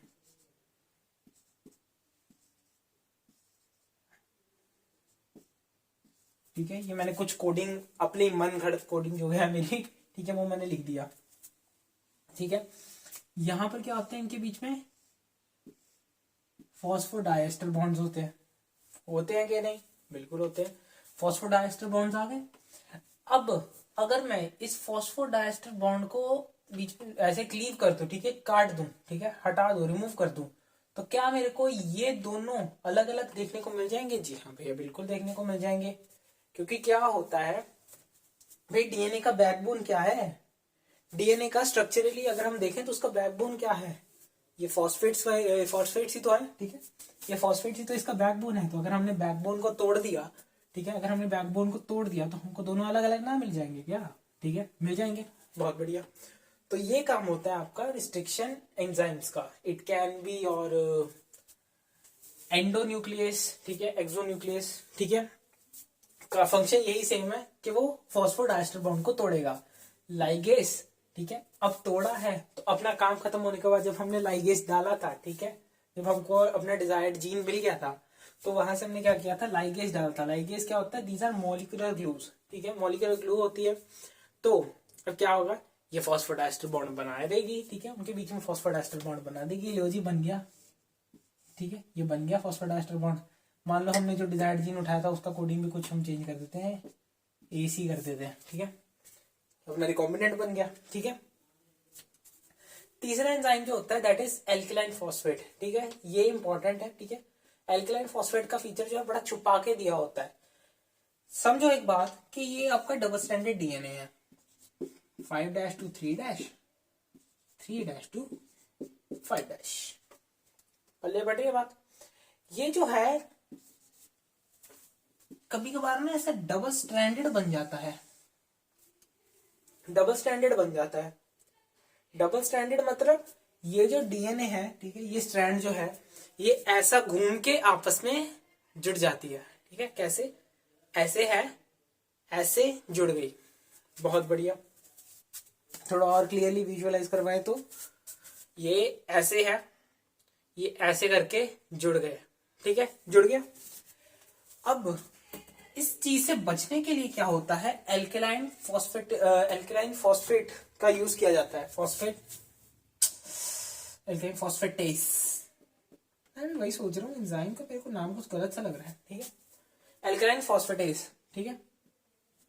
नाम से क्लियर हो रहा है, फॉस्फेट आ रहा है नाम में भैया, फॉस्फेट भैया, मतलब इसका फंक्शन जो है कुछ कुछ तो फॉस्फेट से रिलेटेड होगा।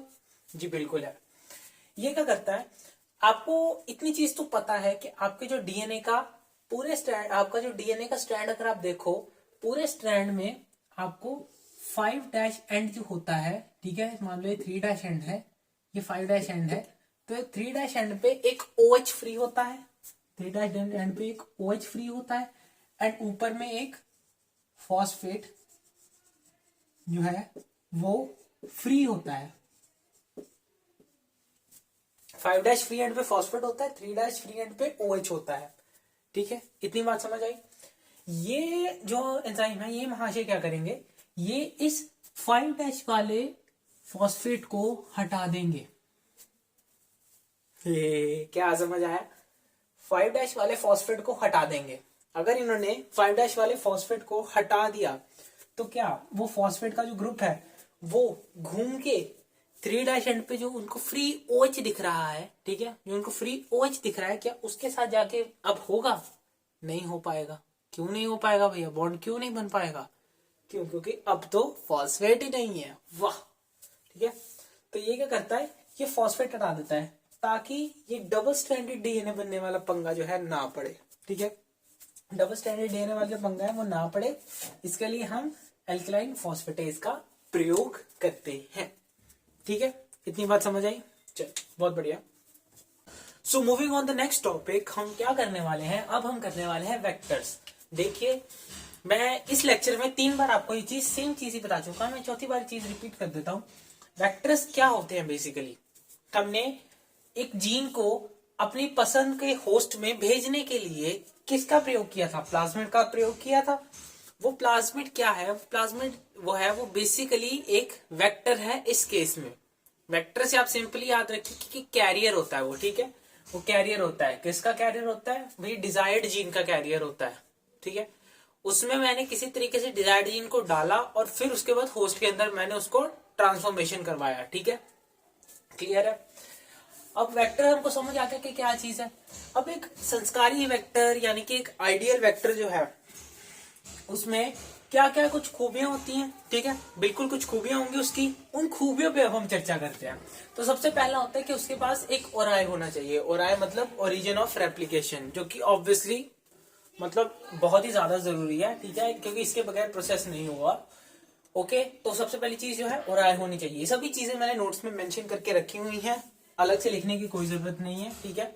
एक यहाँ पर मैंने साइज का पॉइंट नहीं लिखा है क्योंकि वो जस्ट एक रीडिंग वाला पॉइंट है, वो नोट्स में मिल जाएगा तुमको। जितनी एनसीईआरटी बेस्ड चीजें हैं वो सारी तुमको मिलेंगी यहाँ पे। एंड उसके बाद जो एक्स्ट्रा, जो मतलब थोड़ा सा एनसीईआरटी से ज्यादा का लेवल है, वो तुमको नोट्स में देखने को मिल जाएगा। साथ में मैंने उसको हिंदी में एक्सप्लेन करके रखा हुआ है नोट्स में, ठीक है। सेकंड चीज होती है कि जो आपका एक वेक्टर होता है, अब एक वेक्टर के अंदर ना क्या होता है कि there should be only one restriction site for one restriction endonuclease. This is a very very important. कहना क्या चाहता हूं मैं, आप ये डायग्राम की तरफ ध्यान से देखिए। ये एक वेक्टर है, यानी कि एक प्लाज्मिड है। इसमें अगर मैं अपना हिंद 2 डालूं, ठीक है, हिंद 2 या फिर हिंद D2, ठीक है, हिंद 2 डालता हूं तो उससे क्या होगा, उससे इस पे सिर्फ एक ही जगह पे कट लगेगा, क्योंकि हिंद 2 के रिस्पेक्ट में इसके पास सिर्फ एक ही रिकॉग्निशन साइट है, ठीक है। वो बढ़िया चीज है कि अगर मुझे भैया ये साइट काटनी है, ठीक है, इस साइट पर मेरा जीन ऑफ इंटरेस्ट है, तो मैं इस साइट को काटूंगा हिंद 2 डाल के, ठीक है। बट अभी क्या पंगा है, अभी अगर मुझे कोई ऐसा मेरा डिजायर्ड जीन अगर इन 3 लोकेशंस में से किसी एक पर है, ठीक है, मान लो कि मेरा डिजायर्ड जीन जो है मेरे को इस रीजन में कहीं देखने को मिलेगा, ठीक है, इतने सेगमेंट में मुझे मेरा डिजायर्ड जीन कहीं देखने को मिलेगा, ठीक है। अब मैं चाहता हूं कि भैया मैं इसको निकाल लूं, बट बट बट यहां पर सबसे इंपॉर्टेंट चीज क्या है, अगर मैंने यहां पर भूलकर भी ई को R1 डाल दिया तो क्या पंगा पड़ेगा, तो ये साइड तो है कटेगी, ठीक है, अपना जो है यहां से तो कटेगा, ये भी कटेगा, इस साइड से भी कट लग जाएगा डीएनए में, और इस साइड से भी कट लग जाएगा। ये तो समस्या होगी। तो इसी समस्या से बचने के लिए एक आइडियल वेक्टर के अंदर क्या खूबी होनी चाहिए कि एक रिस्ट्रिक्शन एंजाइम के लिए केवल और केवल एक ही रिस्ट्रिक्शन साइट होनी चाहिए, ठीक है। ऐसा नहीं है कि एक रिस्ट्रिक्शन एंजाइम के लिए 3-3-4-4 रिस्ट्रिक्शन साइट है, फिर भैया हमको हमारा जीन ऑफ इंटरेस्ट कैसे मिलेगा, ठीक है। जीन ऑफ इंटरेस्ट हमको पता लग गया कि इस साइट पर है, हम उसको एक्सट्रैक्ट कैसे करेंगे, आइसोलेट ही नहीं होगा वो तो, ठीक है, समझ रहे हो ना। क्योंकि पहला स्टेप ही यही है, अपना जीन ऑफ इंटरेस्ट ढूंढो, उसको निकालो, अगर निकलेगा नहीं तो बायोटेक्नोलॉजी किससे करोगे, ठीक, कुछ नहीं होने वाला फिर, ठीक है। इंपॉर्टेंट पॉइंट है ये, बहुत ही ज्यादा, हैशटैग लगा दो इस पे, ठीक है, हैशटैग इंपॉर्टेंट। तो उसके बाद अगला आते हैं आपके कि एक आइडियल वेक्टर जो होता है उसके अंदर बेसिकली क्या चीज होनी चाहिए, सिलेक्टेबल मार्कर्स। भैया ये सिलेक्टेबल मार्कर्स क्या होते हैं, समझना ध्यान से। ये कुछ ऐसे ना जीन्स होते हैं, ठीक है, ये कुछ ऐसे जीन्स होते हैं जो कि बताते हैं फर्क ट्रांसफॉर्मेंट एंड नॉन ट्रांसफॉर्मेंट में। अभी मैंने 2 भारी भरकम शब्द बोले, ट्रांसफॉर्मेंट एंड नॉन ट्रांसफॉर्मेंट, ठीक है। मैं यहां पर लिखता हूं ट्रांसफॉर्मेंट एंड नॉन ट्रांसफॉर्मेंट, ठीक है, ट्रांसफॉर्मेंट एंड नॉन ट्रांसफॉर्मेंट। भैया इनके मतलब क्या है, इनका मतलब सिंपल और सिंपल सिर्फ इतना है कि ट्रांसफॉर्मेंट वो होते हैं जिस केस में होस्ट के अंदर आपके द्वारा बनाया गया रिकॉम्बिनेंट डीएनए चला गया हो। मैं रिपीट करता हूं, होस्ट के अंदर आपके द्वारा बनाया गया रिकॉम्बिनेंट डीएनए जो आपने खुद जेनेटिक इंजीनियरिंग करके बनाया है वो उसके अंदर चला गया हो, ठीक है, वो होते हैं आपके ट्रांसफॉर्मेंट, ठीक है। और जिनके अंदर आपके द्वारा बनाया गया रिकॉम्बिनेंट डीएनए नहीं गया वो कौन से होते हैं, वो होते हैं जी आपके नॉन ट्रांसफॉर्मेंट, ठीक है। तो ये सिलेक्टेबल मार्कर्स क्या होते हैं, ये कुछ ऐसे जीन होते हैं जिनसे कि हमको देखने पे पता लग जाता है, ठीक है, कैसे देखने पे पता लग जाता है कि जो हमारे प्रोडक्ट बना है बेसिकली वो ट्रांसफॉर्मेंट है या फिर नॉन ट्रांसफॉर्मेंट, यानी कि उसके अंदर हमको हमारा नया वाला जीन ऑफ इंटरेस्ट देखने को मिलेगा या नहीं देखने को मिलेगा, ठीक है, इतनी बात समझ आई। अब सिलेक्टेबल मार्कर जो जीन्स होते हैं, ये जीन बेसिकली 2 तरीके के होते हैं जो कि एनसीईआरटी में गिवन है। सबसे पहला होता है एंटीबायोटिक रेजिस्टेंस। मैं अभी थोड़ी सी देर में ही आपको PBR 322 का एक स्ट्रक्चर बना के दिखाऊंगा। यार ये बैक में शोर बहुत है, गली वाले पता नहीं काम करवाते रहते हैं कुछ ना कुछ, ठीक है, प्लीज अवॉइड करना यार, बस मैं भी नहीं कुछ कर सकता, कमरा ही हमारा एक भगवान की दया से वैसा है, पीछे शोर बहुत आता है, ठीक है। तो एंटीबायोटिक रेजिस्टेंस जो है, ये वैसे भी वीडियो ना ये रात के 9 बजे के आसपास बन रही है, एक तो समझ नहीं आता 9 बजे तक कौन सा मिस्त्री लगा होता है, ठीक है, ओके। एंटीबायोटिक रेजिस्टेंस जो होती है, एंटीबायोटिक रेजिस्टेंस के हमको 2 एग्जांपल्स एनसीईआरटी में देखने को मिलते हैं जो कि मैं तुमको PBR 322 में डिटेल में पढ़ाऊंगा। अभी के लिए सिर्फ नाम सुनो, ampicillin resistance and tetracycline resistant gene, ये 2 जीन होते हैं, ठीक है, ampicillin resistant and tetracycline resistant. इनकी डिटेल हम कब करेंगे, जब मैं तुमको PBR 322 से रूबरू करवाऊंगा, ठीक है। दूसरा होता है आपके enzyme producing gene. Enzyme producing gene का एक एग्जांपल है, आप अगर लिखना चाहो तो लिख लो, ठीक है, एक अलग से पेज पे, बाकी नोट्स में मैंने मेंशन करके रखा ही हुआ है, LAC-Z, ठीक है। LAC-Z होता है अपने एंजाइम प्रोड्यूसिंग जीन का सबसे तगड़ा एग्जांपल, ठीक है। एंजाइम प्रोड्यूसिंग जीन क्यों, LAC-Z में ऐसा क्या है, अगर आपने लैकोपेरोन को कभी आंखें और दिमाग खोलकर पढ़ा है, उसमें एक आपको देखने को क्या सीक्वेंस मिलता है, आपको यहां पर देखने को मिलता है जीन्स का सीक्वेंस IPO, ठीक है, IPO। उसके बाद यहां पर आपको आगे देखने को मिलते हैं ZYA, ठीक है, ओके।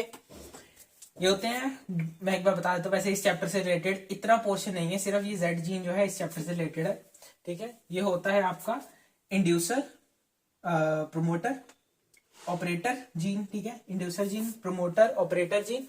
ये आता है जी आपका LAC-Z, ठीक है, LAC-Z बोल लो या LAC-Z बोल लो, ठीक है। तो जो LAC-Z जीन होता है आपका, ये क्या चीज बनाता है, ये किस टाइप का एंजाइम बनाता है, ये बनाता है जी बीटा गैलेक्टोसाइडेस। यहां पर मैं छोटा सा नीचे करके लिख देता हूं, बीटा गैलेक्टोसाइडेस। अब भैया पीछे एस आ गया ना, एस आ गया, मतलब ये तो भैया है कि पक्का ये बात एंजाइम है, ठीक है, ये पक्का एक एंजाइम है। एंजाइम कुछ तोड़ता भी होगा, क्या चीज तोड़ता है, ये ब्रेक डाउन करता है अपने लैक्टोज का, ये लैक्टोज के ब्रेक डाउन करता है, ये वाला कैसे होगा, मैं लैकोपेरोन के ऊपर एक स्पेशल वीडियो अलग से बनाऊंगा, ठीक है, बिकॉज लैकोपेरोन जो मॉलिक्यूलर बेसिस ऑफ इनहेरिटेंस का पार्ट है, तो उस पर मैं फिर कभी एक वीडियो पे डिस्कशन करूंगा, ठीक है। वन शॉट सीरीज जो अभी स्टार्ट किया वो तो बायोटेक्नोलॉजी से की है, तो जब उस पर बात आएगी तो हम लैकोपेरोन में और डिटेल में देखेंगे कि ये जो है जीन, ये बीटा गैलेक्टोसाइडेस बनाता है। वाई जीन जो होता है ये परमिएस बनाता है, वो भी एक एंजाइम है, so Y gene is also an example of enzyme producing gene. And A जो होता है ये ट्रांसएसिटाइलेस बनाता है, जो कि फिर एक क्या है, एंजाइम है, यानी कि ये ए जीन जो है ये भी एक अपने एंजाइम प्रोड्यूसिंग जीन का एग्जाम्पल है। फिलहाल के लिए जो याद रखनी है वो रखो, LAC-Z क्या बनाता है, बीटा गैलेक्टोसाइडेस, ठीक है। अच्छा, इतनी चीजें होगी, इतनी बातें कर ली हमने, बहुत बढ़िया। लास्ट जो एक कैरेक्टरिस्टिक होती है एक बढ़िया आइडियल वेक्टर में, आइडियल वेक्टर की कैरेक्टरिस्टिक क्या होती है कि इसका कॉपी नंबर जो होता है ना, इसका कॉपी नंबर काफी ज्यादा हाई होता है, कॉपी नंबर बहुत ज्यादा हाई होता है। अब भैया हाई कॉपी नंबर वाला हमको उससे क्या, ठीक है, हाई कॉपी नंबर हो चाहे लो कॉपी नंबर हो, हमको तो जी अपना काम करवाना है, हमको तो किसी ना किसी तरीके से इंटीग्रेशन कराना है इन प्रोडक्ट्स का, ठीक है, इन ऑर्गेनिजम्स के मॉलिक्यूलर केमिस्ट्री जो है इनकी किसी तरीके से ऑल्टर करके अपना प्रोडक्ट निकलवा लेना है, ठीक है। यूरोपियन फेडरेशन ऑफ बायोटेक्नोलॉजी ने भी तो यही बात बोली थी। बट हाई कॉपी नंबर क्यों चाहिए, हाई कॉपी नंबर इसलिए चाहिए ताकि जीन क्लोनिंग का प्रोसेस आसान हो सके। सिंपल सी चीज याद रखना, कॉपी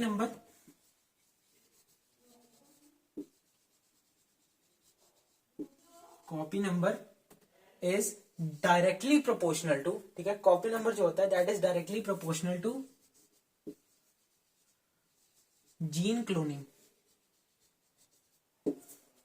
जितना हायर कॉपी नंबर उतनी बढ़िया, उतनी तेज अपनी जीन क्लोनिंग, ठीक है। ये पेपर में नहीं लिखना है, ठीक है, ये मैं तुमको सिर्फ समझाने के लिए बोल रहा हूं, ठीक है। जितना हायर कॉपी नंबर होगा उतना ही क्या होगा, आपका जीन क्लोनिंग बढ़िया होगा, ठीक है, उतना ही बढ़िया आपका जीन क्लोनिंग का प्रोसेस होगा, ठीक है, बहुत बढ़िया। तो यहां पर हमारे वेक्टर्स से हम विराम लेते हैं एंड नेक्स्ट टॉपिक पर शिफ्ट करते हैं। अभी नेक्स्ट हम फटाफट से PBR 322 के स्ट्रक्चर को गो थ्रू कर लेते हैं, ठीक है, अच्छे से, ठीक है, एक बार रिवीजन करवाते हैं तुम्हारी। PBR 322 का स्ट्रक्चर जो है, PBR 322 बेसिकली वो वाला प्लाज्मिड है जो NCERT में आपको मेंशन्ड है, ठीक है। इसमें क्या होता है, आपको ये प्रोसेस, ये इसका स्ट्रक्चर समझना बहुत जरूरी है, क्योंकि इसको समझे बगैर मैं इंसर्शनल इनएक्टिवेशन पर शिफ्ट नहीं कर सकता। तो बेसिकली क्या होता है, पीबीआर 322 एक प्लाज्मिड है जिसमें सबसे इंपॉर्टेंट चीज है उसका ओराई। ठीक है, हमने अभी थोड़ी देर पहले ही आइडियल वेक्टर्स का सबसे पहला पॉइंट ही ये पढ़ा था कि एक जो वेक्टर होता है उसको एक आइडियल वेक्टर, एक संस्कारीय वेक्टर बनने के लिए उसके अंदर ओराई होना बहुत ही ज्यादा जरूरी है। ठीक है, ओराई के बाद जो अगली चीज आती है दैट इज रोप। ROPE वाला रोप नहीं, ROP वाला। ठीक है, कई लोग इसको ROP सीधा ही बोल देते हैं, बट हम मतलब कई लोग होते हैं जो इसको रॉप बोलते हैं। ठीक है, रॉप। ओके, इसका फंक्शन क्या होता है, ये कुछ ऐसे प्रोटीन्स, एडिशनल प्रोटीन्स जो होते हैं जो कि रेप्लिकेशन में रिक्वायर्ड होते हैं, ये उनका सेक्रीशन में, ठीक है, उनकी कोडिंग करता है। ठीक है, उनकी कोडिंग इस रोप वाले सेगमेंट से होती है। ठीक है, हालांकि इतना जरूरी नहीं है ये वाला सेगमेंट, ठीक है, क्योंकि इससे बहुत कम नेग्लिजिबल क्वेश्चंस बनते हैं। बट हाँ, एक बार याद रखो कि बस जो प्रोटीन्स आपको रेप्लिकेशन के लिए रिक्वायर्ड होते हैं, ठीक है, प्लाज्मिड की रेप्लिकेशन के लिए जो आपको रिक्वायर्ड होते हैं प्रोटीन्स, वो आपको कौन प्रोवाइड करता है, वो आपको रोप वाला सेगमेंट जो होता है वो प्रोवाइड करता है। ठीक है, ओके।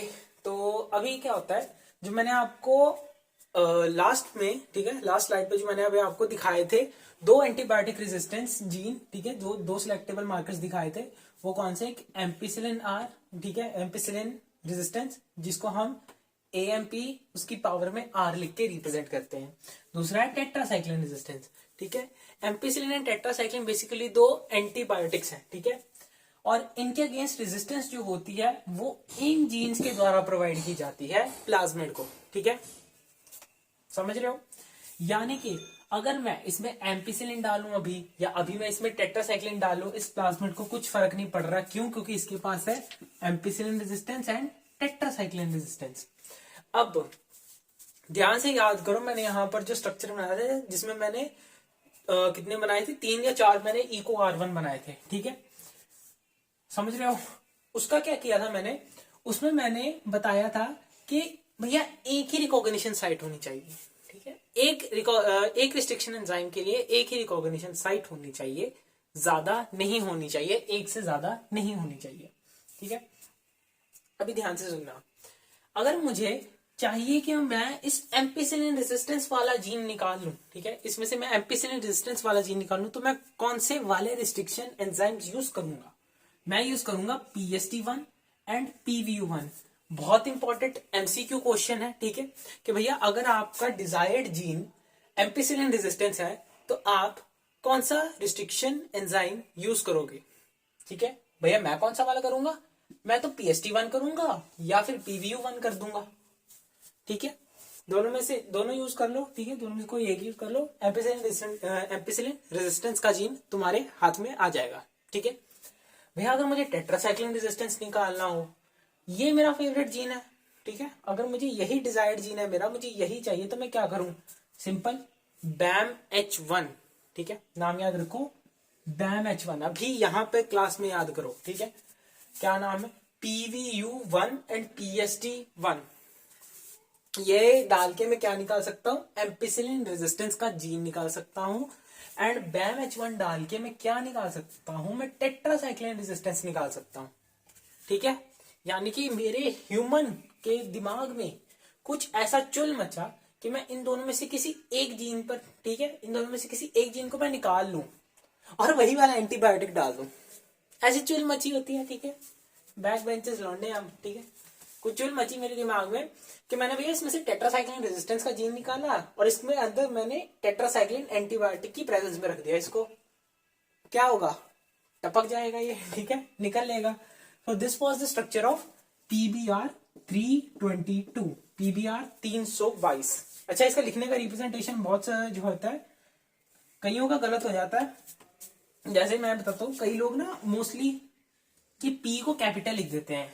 नहीं, P को आपको हमेशा जो है स्मॉल रखना है, बाकी सब कैपिटल में। ठीक है, बाकी सब कैपिटल में। ओके, ठीक है, बाकी एनसीईआरटी में जो है इसके अलावा भी, ठीक है, यहाँ पर हिंट 2 का दिया हुआ है। ठीक है, एक हिंट 2 की कटिंग भी दी हुई है, वो हमको रिक्वायर्ड नहीं होती PBR 322 के केस में। हमको जो इंसर्शनल इनएक्टिवेशन के लिए चाहिए या आगे के कॉन्सेप्ट्स के लिए चाहिए, वो सिर्फ ये दोनों है। ठीक है, tetracycline resistance and ampicillin resistance, and इनको कट करने वाला कौन सा रिस्ट्रिक्शन एंजाइम होता है वो याद रखना है, बस दैट्स इट। ये इतना ही सेगमेंट इंपॉर्टेंट है पीबीआर 322 के स्ट्रक्चर में। अब हम शिफ्ट कर सकते हैं इंसर्शनल इनएक्टिवेशन पे। Now moving on to insertional inactivation. ठीक है, काफी देर से भैया इस टॉपिक के बारे में बात करते जा रहे थे आप। ठीक है, तो बेसिकली क्या होता है इंसर्शनल इनएक्टिवेशन, क्या है इंसर्शनल इनएक्टिवेशन? जो है सिंपली ये कुछ नहीं है, ये सिंपली एक ऐसा तरीका है, ठीक है, एक फिनोमिना है। उस फिनोमिना में क्या होता है, आपने कोई वेरिएशन किया जेनेटिक इंजीनियरिंग के थ्रू, ठीक है, आपने कोई जीन को इंसर्ट किया, ऑब्वियसली उसकी जगह पे आपने कुछ कट लगाया होगा, ठीक है, तो आपके एक जीन जो है ऐड करने की वजह से उस पुराने वाले का फंक्शन बिगड़ गया।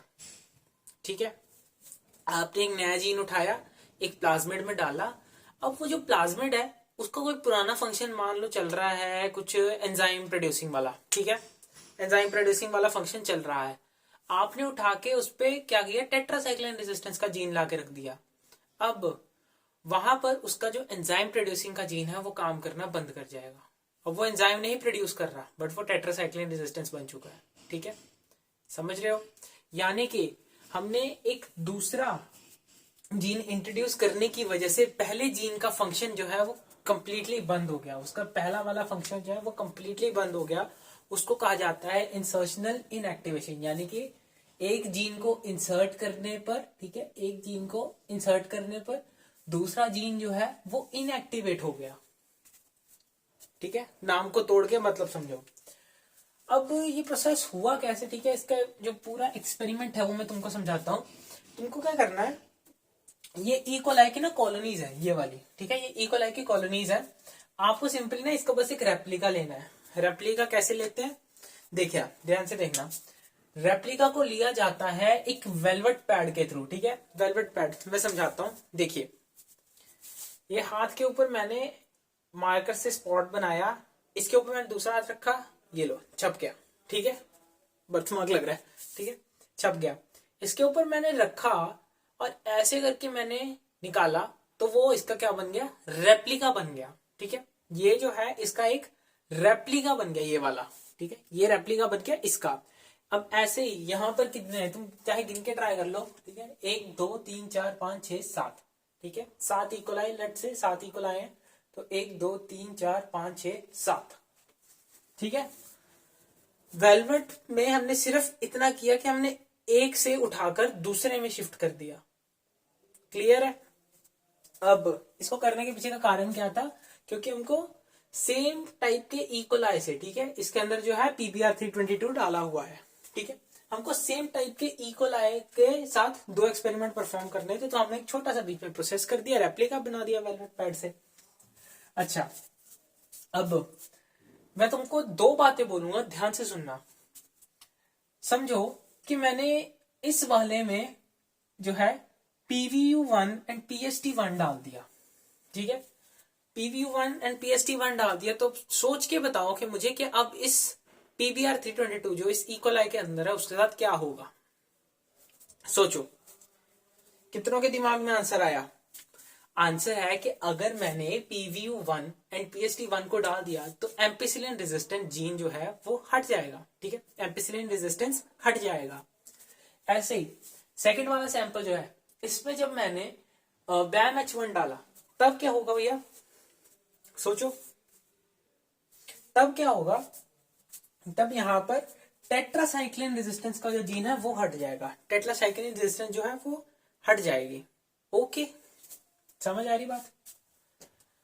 तो अब मेरी बात ध्यान से सुनना, ये दोनों के दोनों जीन्स हट गए, ठीक है, एक एक करके। अभी इसके अंदर टेट्रासाइक्लिन वाला पड़ा हुआ है एंड इसके अंदर क्या पड़ा हुआ है, एम्पिसिलिन पड़ा हुआ है। ठीक है, एम्पिसिलिन रेजिस्टेंट जीन इसमें पड़ा है, टेट्रासाइक्लिन रेजिस्टेंट इसमें पड़ा है।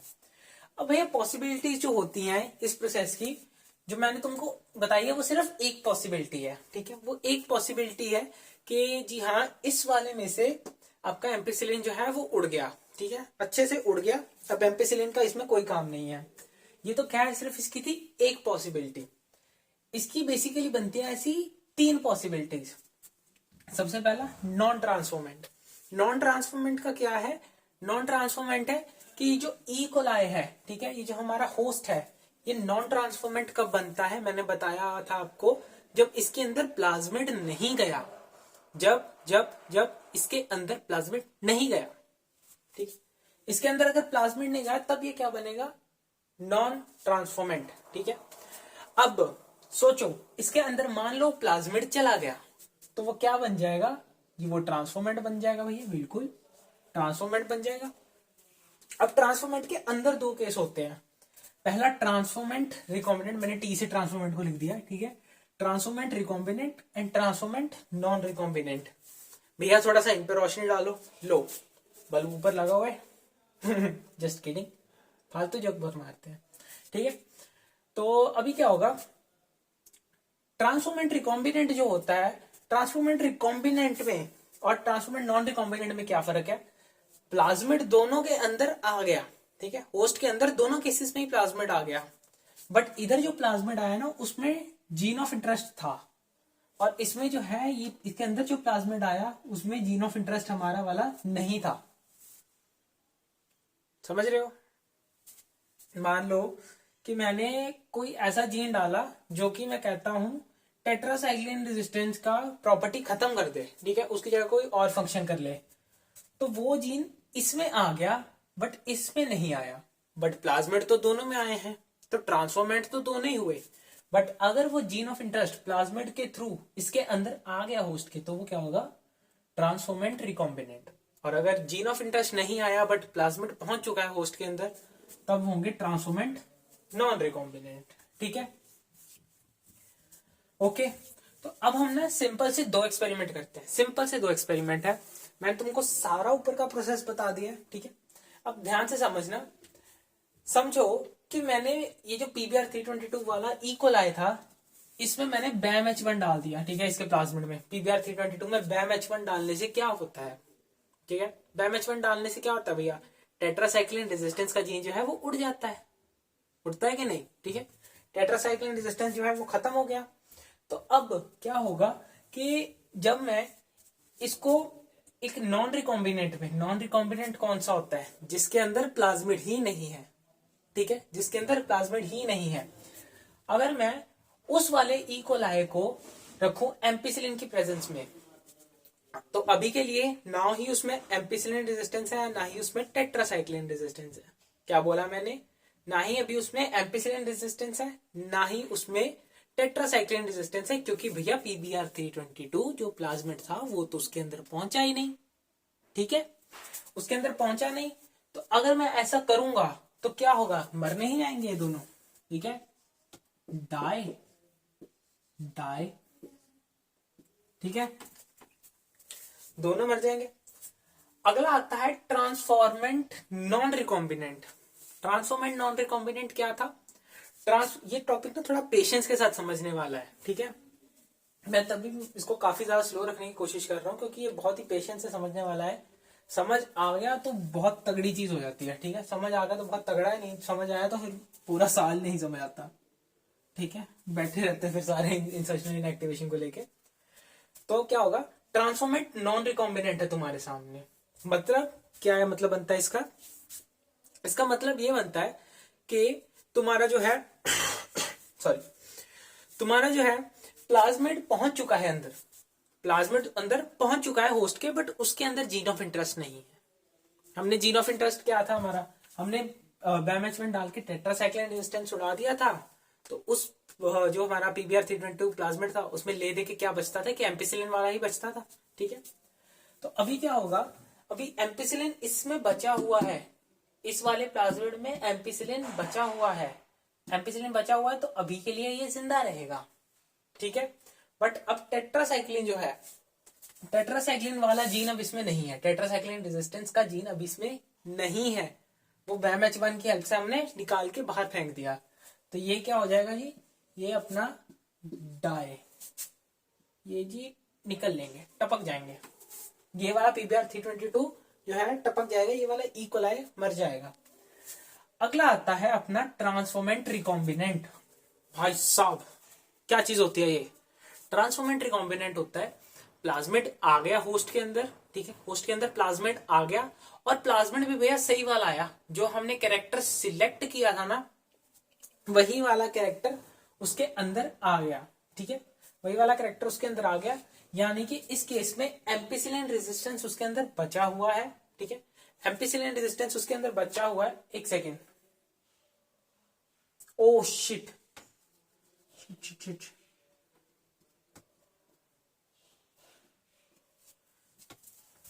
मैं थोड़ा साथ में कंफ्यूज हो गया था, ठीक है। जो आपका ट्रांसफॉर्मेंट नॉन रिकॉम्बिनेंट होता है उसमें क्या होगा, ट्रांसफॉर्मेंट नॉन रिकॉम्बिनेंट में अभी के लिए समझो कि उसके अंदर जीन ऑफ इंटरेस्ट हमारा नहीं आया, यानी कि उसके अंदर अभी टेट्रासाइक्लिन रेजिस्टेंस भी है एंड एम्पिसिलिन रेजिस्टेंस भी है, तो ये दोनों केसेस में ही सरवाइव करेगा। समझ रहे हो, मैंने बीच का एन जो है थोड़ा कंफ्यूज हो गया था, ठीक है। ओके, तो यहां पर मैं अपनी गलती मानता हूं, एक्सट्रीमली सॉरी, आई अपोलोजाइज, ठीक है, हमको माफ करना, ठीक है, गलती गलती छोटी सी। तो अब क्या होगा, टेट्रासाइक्लिन रेजिस्टेंस जो है, टेट्रासाइक्लिन रेजिस्टेंस अब खत्म हो चुकी है, किसमें, ट्रांसफॉर्मेंट रिकॉम्बिनेंट में। ट्रांसफॉर्मेंट रिकॉम्बिनेंट में अब क्या बचा, टेट्रासाइक्लिन रेजिस्टेंस तो बचा ही नहीं, तो अब क्या होगा, एम्पिसिलिन को तो जैसे तैसे सरवाइव कर लेगा, एम्पिसिलिन को जैसे तैसे सरवाइव कर लेगा, टेट्रासाइक्लिन के टाइम पे भैया जी निकल लेंगे, ठीक है, टेट्रासाइक्लिन रेजिस्टेंस के नाम पे भैया जी निकल लेंगे। टेट्रासाइक्लिन डालो, काम खत्म, इक्वल आएगा, पैसा हजम। अब ये तो था BAM-H1 जब हमने डाला, अब हमको पता है कि भैया अगर मैं PVU1 डालूं एंड PST1 डालूं, तो अपने घर में बैठे हो, बेड पे बैठो, जहां मर्जी बैठो, जोर से बोलो जय माता दी, ठीक है, जोर से बोलो कि अब क्या होगा, अब PVU1 एंड PST1 किसको काट डालेंगे, ठीक है, अब PVU1 और PST1 काट डालेंगे एम्पिसिलिन रेजिस्टेंस को, ठीक है। तो अब क्या होगा, नॉन रिकॉम्बिनेंट है, याद रखना, नॉन रिकॉम्बिनेंट मतलब उसके अंदर प्लाज्मिड पहुंचा ही नहीं, यानी कि ना अभी के लिए उसमें एम्पिसिलिन रेजिस्टेंस है ना ही टेट्रासाइक्लिन रेजिस्टेंस है, तो दोनों ही केसेस में ये मर जाएगा, इकोलाई जो है यहाँ पे मर जाएगा, प्लाज्मिड जो है वो मर जाएगा, ठीक है। अब ट्रांसफॉर्मेंट नॉन रिकॉम्बिनेंट समझो, ट्रांसफॉर्मेंट नॉन रिकॉम्बिनेंट मतलब कि जी हाँ प्लाज्मिड तो अंदर आ गया बट अपना जीन ऑफ इंटरेस्ट नहीं आया, ठीक है, अपना जीन ऑफ इंटरेस्ट नहीं आया, यानी कि अभी के लिए इसमें एम्पिसिलिन रेजिस्टेंस भी है और टेट्रासाइक्लिन रेजिस्टेंस भी है, यानी कि एम्पिसिलिन डालने पर भी जिंदा बचेगा और टेट्रासाइक्लिन डालने पर भी जिंदा बचेगा, ठीक है, ये दोनों केसेस को सरवाइव कर जाएगा। तीसरा आता है अपना ट्रांसफॉर्मेंट रिकॉम्बिनेंट। अब ट्रांसफॉर्मेंट रिकॉम्बिनेंट हमने किस तरीके से बनाया था, हमने बनाया था ऐसा कि इसके अंदर जी हमने एम्पिसिलिन उड़ा दिया, अभी सिर्फ टेट्रासाइक्लिन बचा है, तो अब एम्पिसिलिन अगर डालोगे तो ये जिंदा थोड़ी बचेगा, ये तो मर जाएगा, ये तो मर जाएगा, और अब जब टेट्रासाइक्लिन डालोगे तो भैया बच जाएगा, क्योंकि हमने तो क्या उड़ाया, हमने तो एम्पिसिलिन रेजिस्टेंस का खत्म कर दिया ना काम, टेट्रासाइक्लिन तो अभी भी बचा है, ठीक है। सो मोटा मोटा यहाँ सबसे क्या हमको चीज देखने को मिलती है, इस सबसे हमको सिर्फ एक चीज देखने को मिलती है कि हम अगर एक जीन के साथ कुछ मतलब खिलवाड़ करते हैं, ठीक है, अगर हम एक जीन के साथ कुछ एक खिलवाड़ करते हैं एक प्लाज्मिड के अंदर, तो उसका इफेक्ट जो है, उसका फंक्शन जो है वो नेग्लिजिबल हो जाता है। हमने क्या किया था, हमने अभी जो मैंने सबको स्टार्टिंग में एग्जांपल दी थी कि एक जीन है LAC-Z, ठीक है, मैंने उसकी जगह पे टेट्रासाइक्लिन रेजिस्टेंस लगा दिया, एक मैंने मतलब बहुत ही वाइड एग्जांपल ले लिया, ठीक है, एक बहुत ही अजीब सी एग्जांपल ली है, बट हाँ स्टिल समझने के लिए काफी है। LAC-Z की जगह के मैंने LAC-Z की जीन की जगह मैंने टेट्रासाइक्लिन का डाल दिया, ठीक है, तो अब क्या होगा, अब वो बीटा गैलेक्टोसाइडेज नहीं बनाएगा, अब वो उसके पास क्या प्रॉपर्टी आ गई है, अब उसके पास प्रॉपर्टी आ गई है किस चीज की, टेट्रासाइक्लिन से बचने की, ठीक है। ऐसी बहुत उल्टी सीधी एग्जांपल्स हम पढ़ेंगे कब, जब मैं एप्लीकेशंस वाले चैप्टर पे आऊंगा, ठीक है, बायोटेक्नोलॉजी एप्लीकेशंस पे जब मैं आऊंगा तब ऐसी बहुत सी एग्जांपल है, क्योंकि ह्यूमन माइंड है जी, हमने बहुत तरक्की की हुई है, गोल्डन राइस का एक प्रोसेस होता है, ठीक है, गोल्डन राइस बनाने की टेक्निक होती है, एंड मतलब आप सुन के हैरान हो जाओगे, हमने ना एक जेलीफिश से, ठीक है, हमने एक जेलीफिश से उसका जो फ्लोरोसेंट वाला जीन होता है, ठीक है, हमने उसको निकाल के, जो चमकने वाला जीन होता है उसका, जो उसके अंदर चमक लाता है, ठीक है, ग्लो करती है ना, तो उसके अंदर से वो फ्लोरोसेंट का जीन निकाल के हमने एक बंदर में डाला हुआ है। लिटरली, आपको वक्त मिले कभी पढ़ना। हमने उसका नाम क्या रखा था, एक सेकेंड,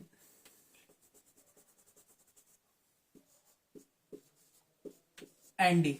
ये जिस फॉर्मेट में मैंने लिखा हुआ ना, इस फॉर्मेट में कभी गूगल पे सर्च करना, ठीक है।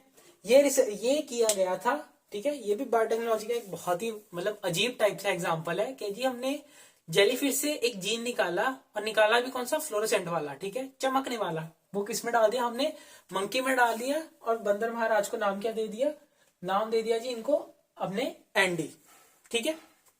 चलो, ये हो गया इंसेस्टल इनएक्टिवेशन। अब अगले टॉपिक पे बात करते हैं।